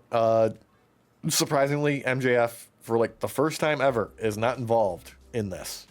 Like he's been like kind of like the undisputed guy to go for this, and okay, no, he's just main event. That's it. He's not doing anything else now. So let's get everybody fucking out there. This was crazy shit. Kind of wild. Yeah, Shelton Benjamin, Mark Davis, Max Caster Bowens, Ricochet with the rest of the Demand, fucking who else was out there? Brody King, Bandito, just we're throwing bodies out here. We're throwing Luchasaurus. Yeah. This was a clusterfuck. This is a clusterfuck. I couldn't keep up with this. I'm gonna be honest. Same. Too much to be keeping track of, but kind of what makes it work in the same aspect. Yeah, I mean, I still had a good time with it. There was so much going on. It was one of those rare occasions where they couldn't really keep up with everything. Yeah, they needed like 2 more cameras. Seriously. Like everything being in picture. I want to say there was a point in this where they were doing a replay and then something was happening in live action that they couldn't keep up with. I mean, I think that happened twice. Yeah. But ultimately, like, we see people getting knocked out left and right. I mean, Brody King basically eliminated himself. Basically, yeah. To set the stage. Ending with Bandito and Ricochet winning. Yeah, which they're facing off 1-on-1 next week. That's the one clunky thing about this that makes it so awkward, because like right when you feel like, oh no, it's down to 2, like it should be really like, you know, queuing up for the finish, and it's like, no, this just ends now. Now we have like a full match. Yeah, that's the kind of it's weird. It's a little bit weird. It's weird. It's a little too weird for my taste. But I guess you know what, the one-on-one match will probably make up for it. Hopefully. Yeah, better. God, shit. This immediately followed more Blue League action. Mascara Dorada taking on OC. Yeah. Just good fucking crazy lucha things. Dorada, I mean, he's got a win in the tournament, but he's kind of like the designated pin eater for the Blue League, it seems like. Yeah. He's basically Roderick. For what, because he's at 0, I think. But fucking Mascara Roddy? at least has 1. Yeah, Roddy. Yeah, sorry, Roddy's Roddy. got 0. Dorada's got 3. I'm gonna have to look up the actual current standings. God, because there's like a 4-way tie in the league. Yeah. For the Gold League or whatever. So like Roddy's basically like just the spoiler. But no, this match was fun. Like it's a lot of lucha going on. Yeah. Blue League, it's a 2-way tie with 7 points between Claudio and Takeshita. Mox has got 6. Roddy's got 0, and OC has got 6. 6 Dorada's, now after this. Yeah, Dorada's got 3. Gold League, it's a 4-way tie. No, 5-way tie with 6 points between Okada, Speedball, Fletcher, Kevin Knight, Pac, and then Jack has got 3. Yeah, there it is. I was gonna say I know Jack has some points. Yeah, he's got some points because he got 1 win, but he was coming in late after Darby took a loss. Yeah, and it is what it is. Someone's got to be the pin eater for the tournament, and I guess fucking Roddy and fucking Dorada, that's you. Yeah, and Jack, you're more of a tag team guy anyway, so it's fine. Yeah. Okay. Then something I don't believe was announced prior to the show. We got Jamie Hayter taking on Isla Dawn. Just basically something to do for the fill time and have have them have a match in front of a hometown crowd, so to speak. Yeah. It was okay, I guess. I didn't enjoy this match. No, the real thing for this was just let's have Statlander come out and clear house after there was a smudge at the end with the Triangle of Madness and shenanigans. That's what this was, and it was pretty cool seeing Stat do a bunch of moves while wearing the belt. Yes, yeah, that part was fun. Yeah. I did enjoy that. Didn't overstay its welcome though. Thankfully, no, it wasn't a long match. It led right into the actual closing of the night. Yeah, World Tag Team Champions, FTR, taking on Juice and it's Colton? No, Austin Gunn. Austin Gunn. Bang, Austin, bang. yeah. Yeah. Oh, God. The Bang Bang Gang. Bang Bang Gang. Fuck, let's just have kick-ass tag team energy. Let's fucking go.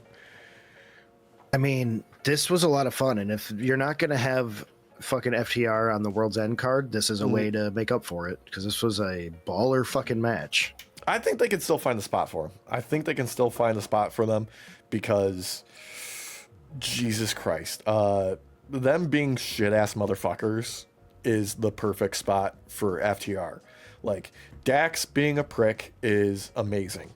Cash having banter mid-match is fucking perfect. And, Juice and Austin are no fucking slouches either. They had the right fucking energy for this and just going fucking wild. Austin is a great tag team guy. Juice is fucking a charisma machine. He's insane out there. He's a wild fucking dog, and I fucking love him. Even if, Cash is gonna get let off the chain, and he does that crazy fucking spot where he just sprints at 50 miles an hour between the ropes around the outside and does crazy fucking bombs left and right. This is great. Oh, I loved it. Hold on. No, you can't have that. Yeah. Yes, she can. No, she can't. It's paper. Paper's fine. No. As Don't give me that look. long as she Don't can give me poop it that out, look. it's all right. That's my worry, is that it'll clog her up like a fucking cork. No, if anything, it's high in fiber. It's going to clear her out. That's the last thing she needs. Oh yeah, she's leaving those big ass dukes. My girl has learned from her father how to duke it, like with the best of them. With the best of them. Oh god. Look, long ass fucking show. Another 3 hours of Dynamite. Although I really do not like the way that HBO Max has this set up where you'll be watching Dynamite and they've got 3 hours and they'll stop it and switch it to Collision mid fucking stream. I really don't like this. I don't like it at all. I kind of fucking hate it. Yeah. That's why you got to watch it. You got to let it happen and then wait for it to get uploaded into the archive and then watch it from there. Because then it doesn't happen. I mean, let me tell you, because that's what I do. Yeah. You wait like an hour and then it pops up and you're like, oh, right, clicky. I mean, I kind of do that with all of WWE's programming so I can skip over the commercials. Yep. Yeah. It's fucking rough. God. There was like one last thing I wanted to cover, and that was John Cena's first post-retirement interview being on Cody Rhodes' podcast, where they hung out next to a ring drinking that fucking Wheatley's American vodka at like 6 a.m. And just John Cena still is not human. Like, he's still talking like a fucking robot. He'll speak for like 5 minutes straight without saying anything. I just want him to be a human being now, for the love of God. Fucking hell. He was trained to do this. This is what he does. He's just a fucking politician. And Cody's turned into the same thing. I haven't seen it yet, but I did see some reactions on Reddit. And it's basically the same thing that you're saying. Like, it was a whole lot of nothing. Some people are like, God, Cody needs like a co-host to make this more interesting. And other people are going, no, he just needs a better fucking guest. Like the one with Kevin Owens, like they cut loose a little bit. That was more fun. Yeah, they had fun. Him and the Randy Orton one was a lot of fun. R-Truth, that one was a lot of fun. Yeah, I think he needs another producer or something like that. Just somebody to loosen them up a little bit before they do this. Have KO be his Andy Richter. Yes. Ooh, I love that. I love that. That'd be awesome. Oh God, have him. He would needle the shit out of everybody. You know what? Screw it. Have Andy Richter be his Andy Richter. Yeah. Have Andy Richter come out dressed up as KO. Ooh, have KO also be there, but in like just a different shirt every time, like he loves to do. Just like pull something from the archive. Oh God. Can Conan O'Brien come out as Dusty Rhodes? Why not? He's actually the first guest. Yes. He's wearing a black and yellow polka dot suit. Yes. And Cody comes out doing the string dance. I could see it. Look, this is all on the back of apparently the report from Fanatics is they're trying to push their podcast network onto Netflix as well. Ew. Yeah, that's very strange. That's not going to work. Yeah, I don't like that. It'll happen, but it won't work. No, right, it'll happen, but it's not gonna work out. It's gonna be like LFG, which, oh God, I think Undertaker and Michelle McCool have been replaced for next season. With Kevin Owens being one, I can't remember who else. Carmelo Hayes, Natty. It's gonna be Kevin Owens and Natalya. Yeah, they're taking over. Natalya's great. I'll take that. Yeah. I mean, far more interesting than Michelle McCool. I'm sorry. So Kevin's pretty hurt, not coming back, huh? Kinda, it seems like. It kind of seems that way. They're not saying anything yet, but it's starting to appear that way. Yeah. His surgery, while helping him, did not guarantee his return to wrestling. So, which is a shame, but at least they're getting him on TV and having him do something where he can be the most entertaining person on screen. Yeah. He was one of the best parts of John Cena's hugs and goodbyes and hellos to the other wrestlers in the crowd. Yeah. When I saw KO, I was like, yo, KO. And then Gunter T showed up. I'm like, oh, that Gunter. Womp womp. Get enough of him as is. God. But there you go. That's going to do it for this week. Happy holidays. Happy New Year. We'll see you post these pre-recorded fucking WWE shows where Carmelo Hayes wins the U.S. title. Yeah, unlike WWE, we only pre-record all the time. In the meantime, like, comment, share, subscribe to all engagement, hit all the buttons, hit the link in the description for our Discord, our subreddit, all the places you can find us online at Night Off Pod everywhere, and our merch store, which is nightoffpod.threadless.com, where there's brand new redacted merchandise. That's very timely. We'll see you next week. Let's say goodnight, boys. Good night, everybody.